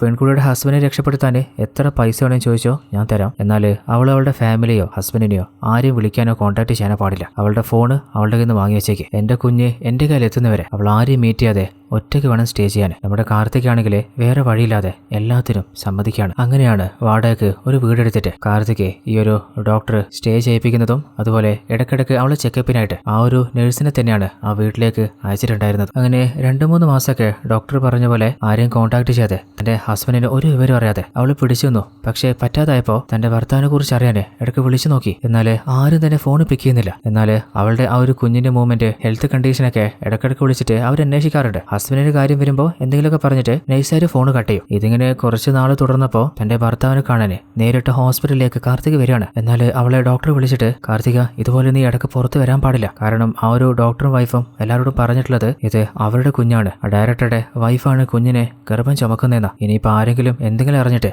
അവർക്ക് മാനക്കേടാവുന്ന ഭയമുണ്ട്. അതുകൊണ്ട് കുഞ്ഞ് ജനിക്കുന്നവരെ ആ വീട്ടിൽ നിന്ന് പുറത്തു വരല്ലേ. പിന്നെ നിന്റെ ലൈഫിന്റെ സേഫ്റ്റിക്ക് വേണ്ടി പറയാ, നിന്റെ ഹസ്ബൻഡ് പോലും നീ ഒരു കുഞ്ഞിന് ജന്മം കൊടുത്തത് അറിയണ്ട, നീ പേടിക്കണ്ട, നിന്റെ ഹസ്ബൻഡിനെ സേഫായിട്ട് ഞാൻ നോക്കിക്കോളാം. അങ്ങനെ ഓരോന്ന് പറഞ്ഞ് ആളെ വീട്ടിലേക്ക് തിരിച്ചയക്കുകയാണ്. അങ്ങനെ 6-7 മാസം ട്രീറ്റ്മെന്റ് കഴിഞ്ഞു. എന്നാൽ പെട്ടെന്നാണ് ആ ഒരു നഴ്സിലെ ഇടക്കിടക്ക് ചെക്കപ്പിന് വരുന്നതാ. ഇവ കുറച്ച് ദിവസമായിട്ട് കാണുന്നില്ല. അങ്ങോട്ട് ഫോൺ ചെയ്താലും ആരും പിക്കും ചെയ്യുന്നില്ല. എന്തോ പ്രശ്നമുണ്ടല്ലോ. അങ്ങനെ സംശയത്തില് ഡോക്ടറെ വിളിച്ചു നോക്കിയിട്ട് അവരും ഫോൺ എടുക്കുന്നില്ല. എന്നാ പിന്നെ നേരിട്ട് ഹോസ്പിറ്റലിൽ പോയിട്ട് അന്വേഷിക്കുന്നേ. അങ്ങനെ ഡോക്ടറോട്, അല്ല ഡോക്ടറെ കുറെ നാളായിട്ട് ചെക്കപ്പിന് ആ നഴ്സ് വീട്ടിൽ വരുന്നില്ലല്ലോ, ഞാൻ ഫോൺ വിളിച്ചാല് നിങ്ങളൊന്നും എടുക്കുന്നില്ല, എന്തെങ്കിലും പ്രശ്നമുണ്ടോ? അതെ കാർത്തിക, ഒരു വലിയ പ്രശ്നമുണ്ട്. എങ്ങനെ ഇത് നിന്നോട് പറയേണ്ടത് എനിക്ക് അറിയില്ല. അതായത് ആ ഒരു ഡയറക്ടറിന്റെ വൈഫിന് വേണ്ടിയിട്ടല്ലേ നീ കുഞ്ഞിന് ഗർഭം ധരിക്കുന്നത്. എന്നാൽ അവര് തന്നെ അങ്ങോട്ടും ഇങ്ങോട്ടും വഴക്കിട്ട് പിരിഞ്ഞിട്ടുണ്ട്. അപ്പോൾ അവരെ കോൺടാക്ട് ചെയ്തപ്പോൾ അവർക്ക് ഇനി കുഞ്ഞിനെ വേണ്ടാന്ന് പറയുന്നത്. ഇതെങ്ങനെയാ നിന്നെ കൺവിൻസ് ചെയ്യേണ്ടതെന്ന് എനിക്ക് അറിയാത്തതുകൊണ്ടാണ് നീ വിളിച്ചപ്പോൾ ഫോൺ എടുക്കാതെ. അപ്പൊ കാർത്തിക, അവർക്ക് കുഞ്ഞിന് വേണ്ടാന്ന് പറഞ്ഞാല് പിന്നെ ഞാനിപ്പോ എന്താ ചെയ്യണ്ടേ? എന്നാൽ ഡോക്ടർ ആണെങ്കിലേ, കാർത്തിക നീ പേടിക്കണ്ട, ഇത് അത്ര വലിയ പ്രശ്നമൊന്നുമല്ല. അവരോട് ഞാൻ സംസാരിച്ച് ഒരു പോസിറ്റീവായിട്ടുള്ള റിസൾട്ട് തന്നെ ഞാൻ വാങ്ങിക്കോളാം. ഇപ്പോൾ തൽക്കാലം സമാധാനമായിട്ട് നീ തിരിച്ചു പോ. അപ്പൊ കാർത്തിക, എന്റെ ഭർത്താവ് എവിടെ? കുറെ നാളായില്ലേ, എനിക്ക് അവനിപ്പോ കാണണം. എന്നാൽ ഡോക്ടർ പറയുന്നുണ്ട്, ഒരു കാര്യം വൈകുന്നേരം നിന്നെ കൂട്ടിക്കൊണ്ടുവരാം, അപ്പൊ കാണാം. അങ്ങനെ നഴ്സിനോട് കാർത്തിക് അവിടുന്ന് കൂട്ടിക്കൊണ്ടു പോകാൻ പറയുമ്പോൾ അവള് നഴ്സിനോട് ചോദിക്കുന്നുണ്ട്, അല്ല ചേച്ചി, ഞാൻ എന്റെ സ്വന്തം ചേച്ചിയെ പോലെയല്ലേ നിങ്ങളെ കണ്ടിരുന്നേ, എന്നിട്ട് നിങ്ങൾ പോലെ എന്നെ ചതിച്ചില്ലേ, എന്നോട് എന്തുകൊണ്ടാ സത്യം പറയാതിരുന്നേ, എന്നെ കാണാൻ വരാതിരുന്നേ? അപ്പോ നഴ്സ് പറയുന്നുണ്ട്, മോളെ ഇവര് നിന്നെ ചതിക്കായിരുന്നു, ഇതെങ്ങനെയാ നിന്നോട് പറയണത് എനിക്ക് അറിയുന്നുണ്ടായിരുന്നില്ല. ശരിക്കും ആ ഒരു ഡയറക്ടറും വൈഫും ഇല്ലേ, അതില് ഡയറക്ടറിന് ഒരിക്കലും ഒരു കുഞ്ഞിന് ജന്മം കൊടുക്കാൻ പറ്റില്ല. ആ ഒരു രഹസ്യം അയാൾക്ക് നേരത്തെ മനസ്സിലായതുകൊണ്ട് വേറെ ആരുടെയോ സ്പേം ഉപയോഗിച്ചിട്ടാണ് തന്റെ ഭാര്യയുടെ അണ്ടവുമായിട്ട് ഒരു കുഞ്ഞിന് ജന്മം ജന്മം കൊടുക്കാൻ നമ്മുടെ കാർത്തികയെ വാടക തായായിട്ട് അവര് സ്വീകരിച്ച്. എന്നാൽ ആ ഒരു സത്യം ആ ഡയറക്ടറിന്റെ ഭാര്യയ്ക്ക് മനസ്സിലായപ്പോ അവൾ വല്ലാതെ കലിപ്പായിട്ട്, നിനക്ക് ഒരു കുഞ്ഞിന് ജന്മം നൽകാൻ പറ്റില്ലായിരുന്നല്ലേ, എന്നിട്ട് ഇത്രയും നാള് എന്റെ അടുത്താണ് പ്രശ്നം എന്ന് പറഞ്ഞിട്ട് എന്നെ കൺവിൻസ് ചെയ്യാൻ നോക്കുമായിരുന്നല്ലേ, അതൊക്കെ ഞാൻ ക്ഷമിക്കും. എന്നിട്ട് അവസാനം വേറൊരു തന്നെ സ്പേം വെച്ച് അത് ഞങ്ങളുടെ കുഞ്ഞാണെന്ന് എന്നെ തെറ്റിദ്ധരിപ്പിക്കാൻ നീ നല്ലോണം പരിശ്രമിച്ചില്ലേ, ഇത് മാത്രം എനിക്ക് ക്ഷമിക്കാൻ പറ്റില്ല. അതുകൊണ്ട് എന്റെ ജീവിതത്തിൽ ഇനി നിങ്ങളുടെ ആവശ്യമില്ല. അത് മാത്രമല്ല എന്റേതല്ലാത്ത ആ കുഞ്ഞിനെയും എനിക്ക് വളർത്താൻ പറ്റില്ല, എനിക്ക് വേണ്ട. എന്നാൽ ഡയറക്ടർ ആണെങ്കിൽ നിനക്ക് ആ കുഞ്ഞിനെ വേണ്ടെങ്കിൽ എനിക്കും വേണ്ടടി. അങ്ങനെ അവർ രണ്ടുപേരും ഇപ്പോ ഡൈവേഴ്സിന്റെ വക്കീലാണ്. എന്നാൽ ഡയറക്ടറിന്റെ ഭാര്യയില്ലേ വല്ലാതെ കലിപ്പായിട്ട് ഡോക്ടർ ചന്ദ്രയ്ക്ക് വിളിച്ചിട്ട്, നീയും എന്നെ ചതിക്കാനേ അയാളുടെ കൂടെ നിന്നില്ലേ, നിന്നെയൊക്കെ ഞാൻ കാണിച്ചു തരാം. അപ്പോൾ ഡയറക്ടറെ വിളിച്ചിട്ട്, ഇനിയിപ്പോ നമ്മൾ ആ കുഞ്ഞിന് എന്താ ചെയ്യാ, ഇപ്പൊ ഭാര്യ തന്നെ എന്റെ ലൈഫിലില്ല, ഇനിയിപ്പോ കുഞ്ഞിനെ വെച്ചിട്ട് ഞാൻ എന്ത് ചെയ്യാനാ, ഒരു കാര്യം ചെയ്യും, ആ പെണ്ണിനോട് തന്നെ ആ കുഞ്ഞിനെ എടുത്തോളാൻ പറ, ആ കുഞ്ഞിനെ വളർത്താനുള്ള പൈസയും അതിന്റെ പുറമെ കുറച്ചധികം പൈസയും അവർക്ക് കൊടുത്തേക്കാം. അതും പറഞ്ഞിട്ട് അയാൾ ഫോൺ കട്ട് ചെയ്തതാണ്. അപ്പോഴാണ് നഴ്സിലെ ഒരു ഷോക്കിംഗ് ട്വിസ്റ്റ് പറയുന്നത്, മോളെ നീ കരുതുന്ന പോലെ നിന്റെ ഹസ്ബൻഡിനെ വലിയ പരിക്കൊന്നും പറ്റിയിരുന്നില്ല, എപ്പോഴും അസുഖമൊക്കെ മാറിയതാ. എന്നാൽ അവർക്കൊരു വാടക താഴെ വേണമായിരുന്നു. അപ്പോൾ എല്ലാ ടെസ്റ്റും നിന്നിൽ മാച്ച് ആയപ്പോൾ അവര് നിന്നെ യൂസ് ചെയ്യാൻ വേണ്ടിയിട്ടാണ് നിന്റെ ഹസ്ബൻഡ് അപകടത്തിലാന്ന് ഒരു കള്ള കഥ ഇറക്കിയത്. ഇപ്പോ അവരെവിടെയാണ് നിന്റെ ഭർത്താവിനെ ഒളിപ്പിച്ചു വെച്ചിട്ടുള്ളതെന്ന് എനിക്കറിയില്ല. മോളെ ഒരിക്കലും ആ ഡോക്ടറെ നീ വിശ്വസിക്കല്ലേ. അത് കേട്ടപ്പോ കാർത്തിക വല്ലാതെ തരിച്ചു പോവാണ്. എല്ലാവരും കൂടി എന്നെ ചതിക്കായിരുന്നല്ലേ, എന്റെ ഭർത്താവിന് എന്താ സംഭവിച്ചിട്ടുണ്ടാവുക. അങ്ങനെ ചന്ദ്രിക ഡോക്ടറിന്റെ റൂമിലെത്തി നോക്കുമ്പോൾ റൂമിൽ ഡോക്ടറെ കാണുന്നില്ല. അവസാനം തേടി കണ്ടുപിടിച്ചിട്ട് അവരോട് ചോദിക്കുന്നുണ്ട്, എന്നോട് ഈ ചതി ചെയ്യാനേ ഞാൻ എന്താ നിങ്ങളോടൊക്കെ ചെയ്തേ, എന്റെ ഹസ്ബൻഡ് അങ്ങനെ എവിടെ, എനിക്ക് ഇപ്പൊ കാണണം. അപ്പൊ ഡോക്ടർ ആണെങ്കിൽ നിന്നെ എന്തായാലും ഞാൻ നാളെ കൂട്ടിക്കൊണ്ടുപോ, നാളെയൊന്നും പറ്റില്ല, എനിക്ക് ഇപ്പൊ കാണണം. എന്നാലും ഡോക്ടർ നിന്റെ ഹസ്ബൻഡ് ഉള്ളത് ആ ഒരു ഡയറക്ടറിന്റെ ഒരു വീട്ടില, ഇപ്പൊ എന്തായാലും അങ്ങോട്ട് എനിക്ക് പോകാൻ പറ്റില്ല, നമുക്ക് നാളെ എന്തായാലും പോവാം. എന്നാൽ കാർത്തിക മര്യാദക്ക് എന്നെ ഇന്ന് നിങ്ങൾ കൂട്ടിക്കൊണ്ടു പോയിട്ടില്ലെങ്കിൽ ഉറപ്പായിട്ടും നിങ്ങൾ എന്നോട് എന്തൊക്കെയാ ചെയ്തേ എല്ലാ കാര്യങ്ങളും ഞാൻ മീഡിയ വിളിച്ചിട്ട് അവരോട് പറയും. അപ്പൊ ഡോക്ടർ ആണെങ്കിൽ, കാർത്തിക നീ ടെൻഷൻ ആവല്ലേ, ഒരു കാര്യം ചെയ്യ്, നീ സമാധാനത്തിൽ വീട്ടിലേക്ക് പോ, ഞാൻ നിന്റെ പിന്നാലെ തന്നെ വരാം, നമുക്ക് ഒന്നിച്ച് നിന്റെ ഹസ്ബൻഡിന്റെ അടുത്തേക്ക് പോവാം. അങ്ങനെ അവള് സങ്കടത്തില് തന്റെ വീട്ടിലേക്ക് പോകുമ്പോൾ അതേ സമയത്ത് ആ ഒരു ഡോക്ടറില്ലേ നടന്ന എല്ലാ കാര്യവും ആ ഒരു ഡയറക്ടറിനെ വിളിച്ച് പറഞ്ഞിട്ടുണ്ടായിരുന്നു. ആ ഒരു പെൺകുട്ടി കാർത്തികല്ലേ, അവൾക്ക് കാര്യങ്ങളൊക്കെ മനസ്സിലായിട്ടുണ്ട്. അവളിപ്പോ എന്നെ ഭീഷണിപ്പെടുത്തിക്കൊണ്ടിരിക്കുക, അതായത് അവൾ എല്ലാ സത്യങ്ങളും മീഡിയയോട് പറയാൻ പോവാന്നാ പറയുന്നത്. അല്ല അവളുടെ ഹസ്ബൻഡ് അവൻ എവിടെയുള്ളേ, ഇനിയിപ്പോ നമ്മൾ എന്താ ചെയ്യാ. അപ്പൊ ഡയറക്ടർ അവൾക്ക് അവളുടെ ഹസ്ബൻഡിനെ കാണിച്ചു കൊടുക്കാം, ഒരു കാര്യം ചെയ്യ്, അവളോട് എന്റെ ഗസ്റ്റ് ഹൗസിലേക്ക് വരാൻ പറ. അതിനുശേഷമാണ് ഡോക്ടർ ചന്ദ്രകയിലെ സങ്കടപ്പെട്ട് കരഞ്ഞുകൊണ്ടിരുന്ന നമ്മുടെ കാർത്തികയെ ആ ഒരു ബസ് സ്റ്റോപ്പിൽ നിന്ന് ഇന്നോവയില് കൂട്ടിക്കൊണ്ടു പോകുന്നത്. ഇതേ സീൻ തന്നെയാണ് കഥയുടെ ആരംഭത്തിൽ നമ്മൾ കണ്ടിരുന്നതും. എന്നാൽ അപ്പോഴാണ് കാർത്തികയെ ഡോക്ടർ കൂട്ടിക്കൊണ്ടു പോകുന്നത് അതേ വഴിയിലൂടെ ഓട്ടോറിക്ഷയിൽ പോയിക്കൊണ്ടിരുന്ന നമ്മുടെ നേഴ്സ് കാണുന്നത്. അങ്ങനെ കാർത്തികയുടെ ജീവിതത്തിൽ സംഭവിച്ച എല്ലാ കാര്യങ്ങളും നേഴ്സ് നമ്മുടെ ഹീറോയോട് തുറന്നു പറയാണ്. അതേ സമയത്ത് നമ്മുടെ രാജിലെ ഒരു ന്യൂസ് കണ്ടുകൊണ്ടിരിക്കുകയാണ്. അപ്പോഴാണ് അസിസ്റ്റന്റ് വേദയിലെ അവൾ വിളിച്ചിട്ട് പറയുന്നത്, എനിക്ക് ശരിക്കും കാർത്തികയുടെ മിസ്സിങ്ങുമായിട്ട് നമ്മുടെ ഹീറോ SIയിലെ അങ്ങേരെ തന്നെയാണ് സംശയം. അപ്പോൾ രാജൻ പറയുന്നുണ്ട്, എനിക്കും ചില സംശയമുണ്ട്, അങ്ങനെയാണെങ്കിൽ നമുക്ക് ഈ രാത്രി തന്നെ അയാളുടെ വീട്ടിൽ കയറി നോക്കിയാലോ. അങ്ങനെ അവർ രണ്ടുപേരും ഹീറോയുടെ വീട് അരിച്ചു പറക്കുമ്പോൾ അതേ സമയത്ത് നമ്മുടെ ഹീറോയിലെ വേറെ ഏതോ ഒരു ലേഡിയെ കണ്ടിട്ട്, ഈ പെൺകുട്ടി നിങ്ങൾ കണ്ടിരുന്നു, അപ്പോൾ അവര് ആരുടെ കൂടെ കണ്ടിരുന്നെന്നും അതുപോലെ പിന്നെ വേറെ എന്തൊക്കെയോ പറയുന്നുണ്ട്, എന്നാൽ അതെന്താണെന്ന് നമ്മൾ കേൾക്കുന്നില്ല. അതേ സമയത്ത് നമ്മുടെ രാജും വേദയിലെ ആ ഒരു വീട് മുഴുവൻ അരിച്ചു പറക്കുമ്പോൾ പ്രത്യേകിച്ച് അവർക്ക് ഒന്നും കിട്ടുന്നില്ല. അപ്പോഴാണ് രാജ് എന്തോന്ന് കണ്ടിട്ട് ഷോക്കായി പോകുന്നത്. അതേ കാഴ്ച വേദകം കാണിച്ചു കൊടുക്കുന്നുണ്ട്. അതിനുള്ളില് അങ്ങോട്ടേക്ക് നമ്മുടെ ഹീറോ എത്തിയിട്ടുണ്ട്. അപ്പൊ അങ്ങേരും അവര് കണ്ട കാര്യം തന്നെ നോക്കി തരിച്ചു നിൽക്കാണ്. എന്നാൽ അതിനുള്ളിൽ ഹീറോയുടെ കണ്ണു വെട്ടിച്ചിട്ട് നമ്മുടെ രാജും വേദയും അവിടെ നിന്ന് സ്കൂട്ടായിട്ടുണ്ട്. അപ്പോഴാണ് അവർ മൂന്നുപേർ എന്താണ് കണ്ടിരുന്നതെന്ന് നമ്മൾക്ക് മനസ്സിലാവുന്നത്. അതായത് ഇതുവരെ ഈ കേസ് എവിടെയാണ് സ്റ്റാർട്ട് ചെയ്തത്, ആരൊക്കെ മീറ്റ് ചെയ്തു, എന്തൊക്കെ എവിഡൻസ് കിട്ടി, അങ്ങനെ ഓരോ പോയിന്റും കറക്റ്റ് നോട്ട് ചെയ്ത് വെച്ചിരിക്കുകയാണ്. അപ്പോഴാണ് കുറച്ചു നേരത്തെ നമ്മുടെ ഹീറോ ഒരാളോട് ശാലിനെ കുറിച്ച് എന്തോ ഒരു രഹസ്യം മനസ്സിലാക്കിയിരുന്നില്ലേ, അതെന്തായിരുന്നു എന്ന് നമ്മൾ കാണുന്നത്. അതായത് ശാലിനി തന്റെ ഹസ്ബൻഡിനെ തേടിയിട്ട് ഡോക്ടറുടെ കൂടെ നേരെ ഡയറക്ടറുടെ വീട്ടിലേക്കല്ല വന്നേ. അപ്പൊ ഡയറക്ടർ ശാലിനി വന്നിരിക്കേ, കുറെ മുമ്പ് തന്നെ നിന്നെ ഒന്ന് നേരിട്ട് കാണുന്ന ഞാൻ കരുതിയതാ, പിന്നെ നീ ഇപ്പൊ പറയുന്നത് ന്യായമായ ഒരു കാര്യം തന്നെയാ, നിനക്ക് നിന്റെ ഹസ്ബൻഡിനെ കാണണം, എന്നാലിപ്പോ നിന്റെ സിറ്റുവേഷൻ നീ ഗർഭിണിയാണ്, ഈ സാഹചര്യത്തിൽ ഹസ്ബൻഡ് മുമ്പിലേക്ക് പോകുന്നത് അത് നിന്റെ ലൈഫിന് തന്നെ ഒരു പ്രശ്നമാവാൻ ചാൻസ് ഇല്ലേ, അതുകൊണ്ട് ഞാൻ പറയുന്നത് കേൾക്ക്, ഒരു 4 മാസം കഴിയുമ്പോൾ ആ ഒരു കുഞ്ഞ് ജനിക്കും, പിന്നെ ആ കുഞ്ഞിനെ ഏതെങ്കിലും ഓർഫനേജിൽ നമുക്ക് കൊടുത്തിട്ട് നിനക്ക് സമാധാനത്തിൽ വന്ന് നിന്റെ ഹസ്ബൻഡിനെ കാണും, നിങ്ങളുടെ ലൈഫിൽ ഒരു പ്രശ്നം ഉണ്ടാവില്ല, അതിനുശേഷം നിനക്കും നിന്റെ ഹസ്ബൻഡിനും സമാധാനത്തിൽ ജീവിക്കാൻ എത്ര പൈസ വേണമെങ്കിലും ഞാൻ തന്നേക്കാം. എന്നാൽ കാർത്തിക് വല്ലാതെ ദേഷ്യത്തില്, ഇനിയും ഞാൻ നിന്നെ വിശ്വസിക്കണമെന്നാ, എന്റെ ഹസ്ബൻഡിനെ ചെറിയ പരിക്കേ ഉണ്ടായിരുന്നുള്ളൂ, നിങ്ങളൊക്കെ വലിയ അപകടമെന്ന് പറഞ്ഞ് എന്നെ കബളിപ്പിച്ച് ചീറ്റ് ചെയ്തിട്ട് ഇനിയും നീ പറയുന്നത് ഞാൻ കേൾക്കണമെന്നാ, എനിക്ക് മനസ്സില്ല, എനിക്ക് എന്റെ ഹസ്ബൻഡിനെ ഇപ്പൊ തന്നെ കാണണം, എന്റെ ലൈഫിൽ എന്ത് സംഭവിച്ചാലും ഒരു കുഴപ്പമില്ല, ഞാൻ പറഞ്ഞാല് എന്റെ സാഹചര്യം അദ്ദേഹം മനസ്സിലാക്കും. അപ്പൊ ഡയറക്ടർ, എന്നാലും മോളെ നിന്റെ ഹസ്ബൻഡിനെ ഇപ്പൊ നിനക്ക് കാണാൻ പറ്റില്ല, നിനക്ക് പറ്റുന്ന ചെയ്യ്, അങ്ങനെയാണെങ്കിൽ ഞാൻ പ്രസിന്റെ അടുത്തും വീഡിയോ എടുത്തും പോകും, എനിക്ക് എന്താ ചെയ്യാൻ പറ്റാന്ന് ഞാൻ കാണിച്ചു തരാം. അങ്ങനെ അവിടെ നിന്ന് അവള് പോകാൻ നോക്കുമ്പോ ഡയറക്ടറിലെ കാർത്തികയുടെ ഷാള് പിടിച്ച് വലിക്കാണ്. അതിലവള് തെന്നി താഴെ വീണപ്പോ ആ ഒരു ഡോക്ടർ അവളുടെ കഴുത്ത് ചവിട്ടി പിടിച്ചിട്ട്, നിനക്ക് ഞാൻ ആരാന്നറിയോ, ഞാൻ പറഞ്ഞ നിനക്ക് അനുസരിക്കാൻ പറ്റില്ല, പിന്നാലെ. എന്നാൽ ഡോക്ടർ ചന്ദ്രികയാണെങ്കിൽ ആ പെൺകുട്ടി വിട്, അവൾക്ക് ഓൾറെഡി പ്രഗ്നൻസിയിൽ കുറെ പ്രശ്നമുള്ളതാ. എന്നാൽ അയാൾ വിടുന്നില്ല. അപ്പോഴാണ് നമ്മുടെ ഹീറോയിൻ കാർത്തിക അവളൊന്ന് പിടയ്ക്കുന്നത്. പിന്നീട് നോക്കുമ്പോൾ അവൾക്ക് അനക്കമില്ല. ഡോക്ടർ ചെക്ക് ചെയ്ത് നോക്കുമ്പോൾ കാർത്തിക അവള് മരണപ്പെട്ടു പോയിട്ടുണ്ട്. അപ്പൊ ഡോക്ടറാണെങ്കിൽ നിങ്ങൾ എന്താ ചെയ്തേ, എന്ത് വലിയ പാവ. അപ്പൊ ഡയറക്ടർ ഇതൊന്നും വലിയ കാര്യമില്ല, ഇതൊക്കെ ഞാൻ മൂടി മറച്ചോളാം. പിന്നെ ഒരു കാര്യം ചെയ്യും, ഇവളുടെ ഹസ്ബൻഡ് ഇല്ലേ, അവൻ ഒരിക്കലും പുറത്ത് വരാൻ പാടില്ല, ആ ഒരു കാര്യം നിങ്ങൾ സൂക്ഷിച്ചോ. അപ്പോൾ ഡോക്ടറും പറയുന്നുണ്ട് അത് ഞാൻ ശ്രദ്ധിച്ചോളാം. അങ്ങനെ ഡോക്ടർ പോയി കഴിഞ്ഞപ്പോൾ ഡയറക്ടർ ഇല്ലേ നേരെ ഡിവൈഎസ്പി ആയിരുന്ന പുരുഷോത്തമനെ വിളിച്ചിട്ട് നിങ്ങൾ കുറച്ച് നാളായിട്ട് പറയുന്നില്ലേ നിങ്ങളുടെ മകന്റെ അടുത്ത് ഒരു കഥയുണ്ട്, അത് സിനിമയാക്കണമെന്ന്, എന്തായാലും അവനോട് ആ ഒരു കഥയായിട്ട് വീട്ടിലേക്ക് വരാൻ പറ, അവന്റെ ഡ്രീം നമുക്ക് സാധിച്ചു കൊടുക്കാം. എന്നാൽ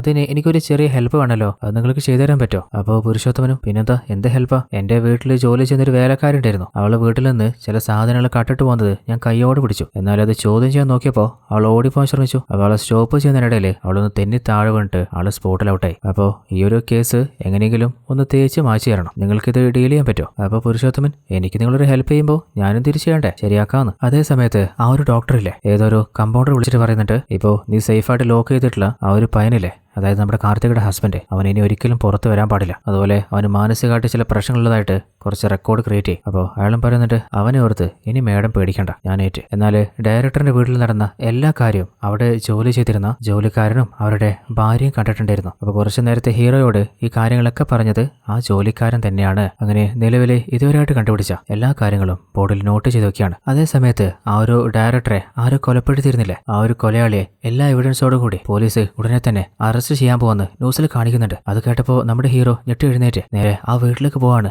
അപ്പോൾ ഹീറോ ഷോക്കായി പോകുന്നുണ്ട്. അതായത് ഡയറക്ടർ കൊലപ്പെടുത്തതായിട്ട് അറസ്റ്റ് ചെയ്തത് ആരെന്നറിയോ, നമ്മുടെ റിട്ടയർഡ് ഡിവൈഎസ്പി പുരുഷോത്തമനെ തന്നെയാണ്. എവിഡൻസ് ആയിട്ട് കിട്ടിയിട്ടുള്ളത് നമ്മുടെ പുരുഷോത്തമന്റെ ഫിംഗർ പ്രിന്റ്, അതുപോലെ DNA ഷൂട്ട് ചെയ്യാൻ ഉപയോഗിച്ചത് അങ്ങേരുടെ തന്നെ പേഴ്സണൽ ഗണ്ണുമാണ്. അപ്പോൾ ഹീറോ ചോദിക്കുന്നുണ്ട് അല്ല സാറേ എന്തിനാ സാറിനെ അറസ്റ്റ് ചെയ്യുന്നേ, എന്താ പറ്റിയേ? അപ്പോൾ അങ്ങേരും പറയുന്നുണ്ട് എനിക്കൊന്നും മനസ്സിലാവുന്നില്ല, ഞാൻ നിന്റെ അരികിലേക്ക് രാജനെ അയച്ചിരുന്നില്ലേ, അപ്പോൾ ആ ഒരു കേസിന്റെ ഫൈൻഡിങ്സിന് വേണ്ടിയിട്ടായിരുന്നു ഞാൻ കാത്തിരുന്നത്, എന്നാൽ എന്നെ എന്തിനാ അറസ്റ്റ് ചെയ്യുന്നത് എനിക്ക് മനസ്സിലാവുന്നില്ല. അപ്പൊ ഹീറോയ്ക്ക് എന്തോ ഒരു ഡൗട്ട് തോന്നാണ്. അങ്ങനെ തന്റെ വണ്ടി എടുത്ത് നേരെ പോകുന്നത് രാജിന്റെ വീട്ടിലേക്കാണ്. എന്നാൽ വീട്ടിലെത്തി നോക്കുമ്പോൾ അവിടെ രാജിനെയോ രാജിന്റെ ഭാര്യയോ ആരെയും കാണാനില്ല. കുറെയൊക്കെ വീട് ക്ലീൻ ആക്കിയിട്ടുണ്ട്, പല സ്ഥലത്തും ക്യാമറ സെറ്റ് ചെയ്തിട്ടുണ്ട്, എല്ലാ റൂമും തുറന്നു നോക്കിയിട്ടും ഒരു ക്ലൂവും കിട്ടുന്നില്ല. അപ്പോഴാണ് ഹീറോ ഓർക്കുന്നത് ഒരിക്കൽ ഒരു റൂമില് തന്റെ ഡോഗ് ഉണ്ടെന്ന് പറഞ്ഞിരുന്നില്ലേ, ആ റൂം ലോക്ക് ചെയ്തിട്ടുണ്ട്. ആ റൂം ചവിട്ടി പൊളിച്ച് ഉള്ളിൽ കയറി നോക്കുമ്പോൾ നായ കുരക്കുന്ന ശബ്ദം കേൾക്കുന്നുണ്ട്, എന്നാൽ നായ എവിടെയും കാണുന്നില്ല. അപ്പോഴാണ് അവിടെ ഒരു സ്പീക്കർ സെറ്റ് ചെയ്തിട്ടുള്ള കാണുന്നത്, അതായത് ഓൾറെഡി റെക്കോർഡ് ചെയ്തിട്ടുള്ള നായ ഉള്ളതുപോലെ ഒരു സെറ്റപ്പ് രാജ് ക്രിയേറ്റ് ചെയ്ത് വെച്ചതാണ്. ദേഷ്യത്തില് അതും ചവിട്ടി പൊളിച്ച് ഉള്ളിലേക്ക് കയറുമ്പോൾ അവിടെ ഒരു കബോർഡ് കാണുന്നുണ്ട്. അപ്പോൾ അതിന്റെ മുമ്പിൽ ഒരു കൈയുടെ അച്ചു പോലെയുണ്ട്. അപ്പോൾ അതിൽ കൈവെക്കുമ്പോൾ ആദ്യം ആ കബോർഡ് ഓപ്പൺ ആവാണ്. നോക്കുമ്പോൾ അതിന്റെ ഉള്ളിലെ കുറച്ച് നാൾ മുൻപ് നമ്മുടെ ഹീറോയുടെ ഫോണ് കുറച്ച് കള്ളന്മാർ കട്ടിട്ട് വരുന്നില്ലേ, അതേ ഫോണുണ്ട്. അത് മാത്രമല്ല ആ കബോർഡിന്റെ താഴെ ഒരുത്തനെ കെട്ടിവെച്ചിട്ടുണ്ട്. അല്ല എന്റെ ഫോൺ ഇങ്ങനെ ഇവിടെ വന്നേ, ഈ കെട്ടിവെച്ചുള്ള ഇവനാരാ? അങ്ങനെ അയാൾ എഴുന്നേൽപ്പിക്കുമ്പോൾ അയാൾ പറയുന്നുണ്ട് സാറേ ഞാനാണ് SI രാജ്കുമാർ. അപ്പോഴാണ് വേറെ ലെവൽ ടെസ്റ്റ്. ഇയാൾ SI രാജ്കുമാർ ആണെങ്കിൽ യഥാർത്ഥ രാജ് അവനാരാ നമുക്ക് കണ്ട് മനസ്സിലായി കളയും. അപ്പോഴാണ് രാജനെ കാണുന്നത് ഏതൊരു കടയിലേക്ക് വെള്ളം വാങ്ങാൻ പോകുമ്പോൾ അതേ സ്ഥലത്ത് നമ്മുടെ വലങ്കൈ റാം നിൽക്കുന്നുണ്ട്. അപ്പോൾ റാമില്ലേ കുറച്ചു നേരത്തെ ഹീറോ റെസ്ക്യൂ ചെയ്ത യഥാർത്ഥ SI രാംകുമാറിന്റെ ഫോട്ടോ കാണിച്ചിട്ട് ഇയാളെ നിനക്ക് പരിചയമുണ്ടോ, ആരാന്നറിയോ? എന്നാൽ രാജാണെങ്കിൽ എനിക്കറിയില്ലല്ലോ. അങ്ങനെ കാറും എടുത്ത് പോകുമ്പോൾ രാജിന്റെ പിന്നാലെ നമ്മുടെ റാമും ഫോളോ ചെയ്ത് പോവാണ്. അപ്പോൾ ഹീറോ യഥാർത്ഥ രാജ്കുമാറിനോട് ചോദിക്കുന്നുണ്ട് നിങ്ങളാണ് SI രാജ്കുമാറെങ്കിൽ നിങ്ങളുടെ വേഷത്തിൽ വന്ന അവനാരാ? അപ്പോഴാണ് അയാളൊരു ഫയൽ കൊടുത്തിട്ട് സാറേ എന്നെയാണ് പുരുഷോത്തമ സാറ് ഈ ഒരു ഫയൽ സാറിനെ ഏൽപ്പിക്കാൻ വേണ്ടി അപ്പോയിന്റ് ചെയ്തത്. അപ്പോൾ ഈ ഒരു ഫയൽ സാറിനടുത്ത് തരാനും കേസിനെ കുറിച്ച് ഡിസ്കസ് ചെയ്യാൻ വരുന്നതിനിടയിലാണ് ഏതോ ഒരുത്തൻ എന്നെ തട്ടിക്കൊണ്ടുവന്നിട്ട് ഇവിടെ അടച്ചു വെച്ചത്. എന്നാൽ ഇതുവരെ എനിക്ക് വെള്ളവും ഭക്ഷണമൊക്കെ അവൻ കറക്റ്റ് തന്നിട്ടുണ്ട്, പക്ഷേ അവൻ ആരാണെന്ന് ഞാൻ കണ്ടില്ല. അപ്പോൾ ഹീറോ ഷോക്കായിട്ട് പുരുഷോത്തമൻ സാറ് കൊടുത്തുവിട്ട് ആ ഫയൽ ഓപ്പൺ ചെയ്യുമ്പോൾ അതിൽ കാർത്തികയുടെ ഫോട്ടോയല്ല, മറിച്ച് വേറെ ഏതോ പെൺകുട്ടിയുടെ ഫോട്ടോയാണ്. അല്ല ഇവളെയാണ് പുരുഷോത്തമൻ സാർ കണ്ടുപിടിക്കാൻ പറഞ്ഞെങ്കിൽ ഇത്രയും നാള് കാർത്തിക എന്ന് ഒരു പെൺകുട്ടിയെ നമ്മൾ തേടി അലഞ്ഞില്ലേ, അവളാരാ? ഹീറോയ്ക്ക് ഒന്നും മനസ്സിലാവുന്നില്ല. അപ്പൊ എന്തോ ഒരു സംശയം തോന്നിയിട്ട് ആരെയോ ഫോണിൽ വിളിച്ചു നോക്കാണ്. എന്നിട്ട് ഒരു വണ്ടിയുടെ നമ്പർ കൊടുത്തിട്ട് ഉടനെ തന്നെ ഈ വണ്ടി എവിടെയുള്ളതെന്ന് കണ്ടുപിടിച്ച് വണ്ടി ലോക്ക് ചെയ്യും. അതേ സമയത്ത് നമ്മുടെ രാജിലെ കാറിൽ പോയിക്കൊണ്ടിരിക്കുമ്പോൾ തന്റെ പഴയ ചില ഫ്ലാഷ് ബാക്ക് ഓർക്കാണ്. അതായത് ആരൊക്കെയോ രാജിനെ തട്ടിക്കൊണ്ടുപോയിട്ട് ഒരു മെന്റൽ ഹോസ്പിറ്റലിൽ അടച്ചു വെച്ച് വല്ലാതെ ഉപദ്രവിക്കുകയായിരുന്നു. എന്നാൽ രാജാണെങ്കിലേ എന്നെ പുറത്തുവിട്, എന്റെ ഭാര്യ കാർത്തികെ അവളെ കണ്ടിട്ട് കുറെ നാളായി, അവൾക്ക് എന്താ സംഭവിച്ചെന്ന് അറിയില്ല, അവൾക്ക് ഞാൻ മാത്രമേ ഉള്ളൂ. എന്നാലേ രാജ് എത്ര കരഞ്ഞിട്ടും അവിടെയുള്ള ആരും ചെവി കൊണ്ടില്ല. അവസാനം ഒരിക്കൽ ഫുഡ് കൊടുക്കാനായിട്ട് ഒരുത്തം വന്നപ്പോൾ തക്കം കിട്ടിയപ്പോൾ അവനെ അടിച്ചു താടിട്ടിട്ട് അവിടുത്തെ ഓരോരുത്തരും ഫൈറ്റ് ചെയ്തിട്ട് ആ ഒരു മെന്റൽ ഹോസ്പിറ്റലിൽ നിന്ന് രക്ഷപ്പെട്ടതാണ്. അങ്ങനെ നേരെ പോകുന്നത് രാജും കാർത്തികയും ഒന്നിച്ച് സന്തോഷത്തോടെ വാടകയ്ക്ക് ജീവിച്ചിരുന്ന ആ ഒരു വീട്ടിലേക്കാണ്. അവിടുത്തെ ഹൗസ് ഓണേഴ്സിനോട് തന്റെ ഭാര്യയെ കുറിച്ച് ചോദിക്കുമ്പോൾ അവൾ എവിടെയാ പോയെന്ന് അറിയില്ല മോനെ, നിനക്ക് ആക്സിഡന്റ് പറ്റിയെന്ന് പറഞ്ഞിട്ടാണ് അവസാനമായിട്ട് അവളെ വീട്ടിൽ നിന്ന് പോകുന്നത്, പിന്നീട് അവൾ തിരിച്ചു വന്നിട്ടില്ല. ആ ഒരു വീട്ടില് അരിച്ചു പെറുക്കിയിട്ടും ഒരു ക്ലൂവും കിട്ടിയില്ല. പല സ്ഥലത്തും തന്റെ ഭാര്യയെക്കുറിച്ച് അന്വേഷിച്ചിട്ടും പലരോടും ചോദിച്ചിട്ടും ഒരു വിവരവും കിട്ടിയില്ല. അങ്ങനെ തന്റെ ഭാര്യ കാണുന്നില്ല എന്ന് പോലീസ് സ്റ്റേഷനിലെ കംപ്ലൈന്റ് കൊടുക്കാൻ വന്നിരിക്കുമ്പോൾ നമ്മുടെ ഹീറോയുടെ കയ്യില് തന്റെ ഭാര്യ കാർത്തികയുടെ ഫോട്ടോ ഉണ്ടായിരുന്നു. ആ ഒരു കാഴ്ച ആ സ്റ്റേഷനിൽ നിന്ന് ഇറങ്ങി പോകുന്ന ഒരു റൗഡി കണ്ടിട്ടുണ്ട്. അപ്പോൾ അവൻ തന്റെ കൂട്ടാളെ വിളിച്ചിട്ട്, എടാ സ്റ്റേഷനിൽ ഒരുത്തനില്ലേ, അന്ന് നമ്മള് DYSP പുരുഷോത്തമൻ പറഞ്ഞിട്ട് ഒരു പെൺകുട്ടിയുടെ കഥ തീർത്തില്ലേ, അവളുടെ ഫോട്ടോയും പിടിച്ചിരിക്കുന്നുണ്ട്. അത് കേട്ടപ്പോ നമ്മുടെ രാജ ദേഷ്യത്തിലെ അവനെ ലോക്കിയോ നോക്കുമ്പോൾ അതിനുള്ളിൽ അവനോട് രക്ഷപ്പെട്ടിട്ടുണ്ട്. അപ്പോഴേക്കും പോലീസ് ടീമിന് ഒരു മെസ്സേജ് വരികയാണ്. അതായത് രാജ് അവൻ മെന്റൽ ഹോസ്പിറ്റലിൽ നിന്ന് രക്ഷപ്പെട്ടതാണ്. അങ്ങനെ പോലീസുകാരൊക്കെ രാജിനെ ലോക്കിയോ നോക്കുമ്പോൾ അവർ ഓരോരുത്തരും അടിച്ചു തെറിപ്പിച്ചിട്ട് ആ ഒരു റൗഡിയുടെ പിന്നാലെ പോകുമ്പോൾ അതിനുള്ളിൽ അവൻ രക്ഷപ്പെട്ടിട്ടുണ്ട്. ശരിക്കും എന്താ സംഭവിച്ചെന്ന് വെച്ചാല് പുരുഷോത്തമനെ അന്ന് ഡയറക്ടർ വിളിച്ചിട്ട് എന്റെ വേലക്കാരുടെ കാര്യത്തിൽ ഒരു തീരുമാനമാക്കാൻ പറഞ്ഞില്ലേ. അപ്പോൾ ചില പോലീസുകാരുടെ കൂടെയാണ് ആ റൗഡികളെ അന്ന് അയച്ചിട്ടുണ്ടായിരുന്നത്. അങ്ങനെ ആ ഒരു പെൺകുട്ടിയുടെ ബോഡി അവര്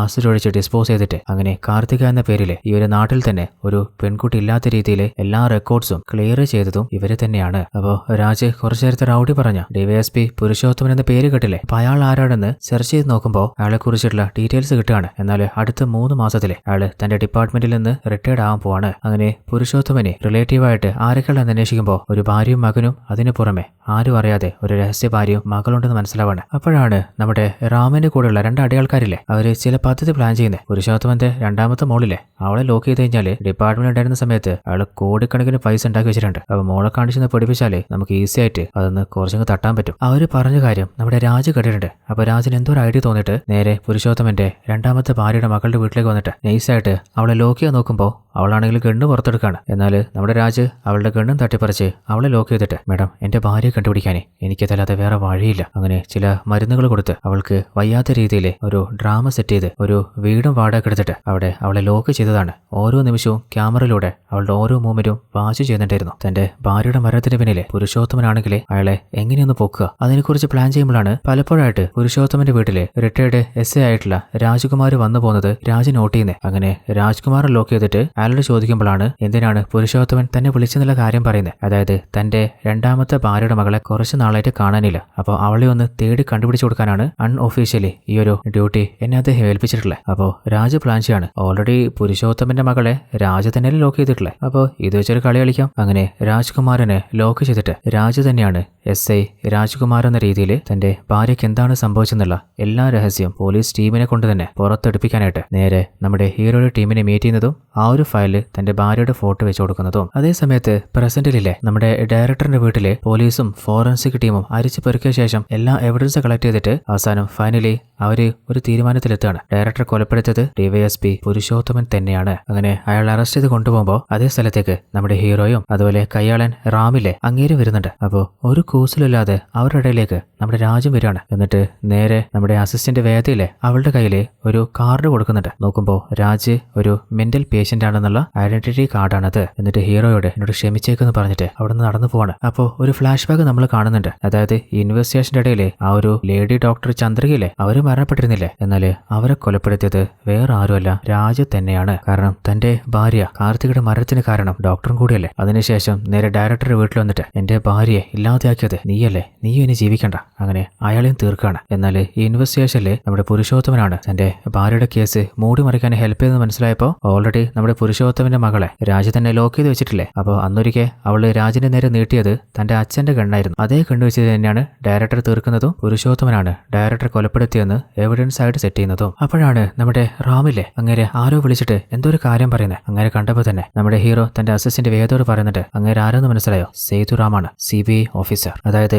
ഓൾറെഡി പുരുഷോത്തമനില്ലേ അൺഒഫീഷ്യലി ഒരു പെൺകുട്ടിയുടെ മിസ്സിംഗ് കേസ് ചില പോലീസ് ടീമിന്റെ കയ്യിൽ ഏൽപ്പിച്ചിട്ടുണ്ടെന്ന് മനസ്സിലായപ്പോൾ അതിന്റെ പിന്നിലെ രഹസ്യവും പുരുഷോത്തമന്റെ കയ്യും എന്താണെന്ന് കണ്ടെത്താനാണ് നമ്മുടെ റാം ഇറങ്ങിയിരുന്നത്. അപ്പോഴാണ് റാമിന്റെ ഫോണിലേക്ക് ഒരുത്തം വിളിച്ച് പറയുന്നത്, കാണാതെയായ പുരുഷോത്തമന്റെ മകളുടെ ഫോണ് നിങ്ങളുടെ അരികിൽ തന്നെ ഒരു സ്ഥലത്ത് റിംഗ് ആവുന്നുണ്ട്. ആ ശബ്ദം കേട്ട് റാം ഓടി വരുമ്പോ ഒരു കാറ് കാണുകയാണ്. അപ്പോൾ ആ ഒരു കാറിന്റെ ഉള്ളിൽ നോക്കുമ്പോൾ ആരെയും കാണുന്നില്ല. ഡിക്കി തുറന്നപ്പോൾ അതിന്റെ ഉള്ളിലാണ് ഓൾറെഡി രാജ് ലോക്ക് ചെയ്ത പുരുഷോത്തമന്റെ മകൾ ഉണ്ടായിരുന്നത്. അങ്ങനെ അവളെ രക്ഷപ്പെടുത്താണ്. അതേസമയത്ത് നമ്മുടെ രാജില്ലേ നേരെ പോകുന്നത് വീണ്ടും തിരിച്ച് അതേ മെന്റൽ ഹോസ്പിറ്റലിലേക്കാണ്. അതായത് കല്യാണം കഴിഞ്ഞ് 3-4 മാസം മാത്രമല്ലേ അവർ ഒന്നിച്ച് ജീവിച്ചുള്ളൂ. അപ്പൊ അവരുടെ ആഗ്രഹം അവർക്ക് സ്വന്തമായിട്ടൊരു കുഞ്ഞു വേണമെന്നായിരുന്നു. അപ്പോൾ തന്റെ ഭാര്യ ഇപ്പോഴും തന്റെ കൂടെ ഉണ്ടെന്നുള്ള ആ ഒരു ഇല്യൂഷനോടെ ആ ഒരു മെന്റൽ ഹോസ്പിറ്റലിലേക്ക് പോവാണ്. ഇതോടുകൂടി ഈ ഒരു കഥ ഇവിടെ അവസാനിക്കുകയാണ്. അപ്പോൾ ഈ ഒരു കഥ എല്ലാ കൂട്ടുകാർക്കും ഇഷ്ടപ്പെട്ടെന്ന് കരുതാണ്. എന്റെ ഇഷ്യൂ ലാസ്റ്റ് ഞാൻ പറയാമെന്ന് പറഞ്ഞത് എന്റെ കണ്ണിന്റെ ഇഷ്യൂ നിങ്ങൾക്ക് അറിയുന്നതാണല്ലോ. അതിന്റെ സ്ട്രഗിള് നല്ല രീതിയിൽ തന്നെ ഉണ്ട്. അതിന്റെ പുറമെ ഫാമിലിയിൽ കുറച്ച് ഹെൽത്ത് പ്രശ്നങ്ങളും പിന്നെ കുറെ നാളായിട്ട് കാലങ്ങളായിട്ട് നഷ്ടപ്പെട്ട മനസ്സമാധാനവും അങ്ങനെ ഒരുപാടുണ്ട്. എന്നാൽ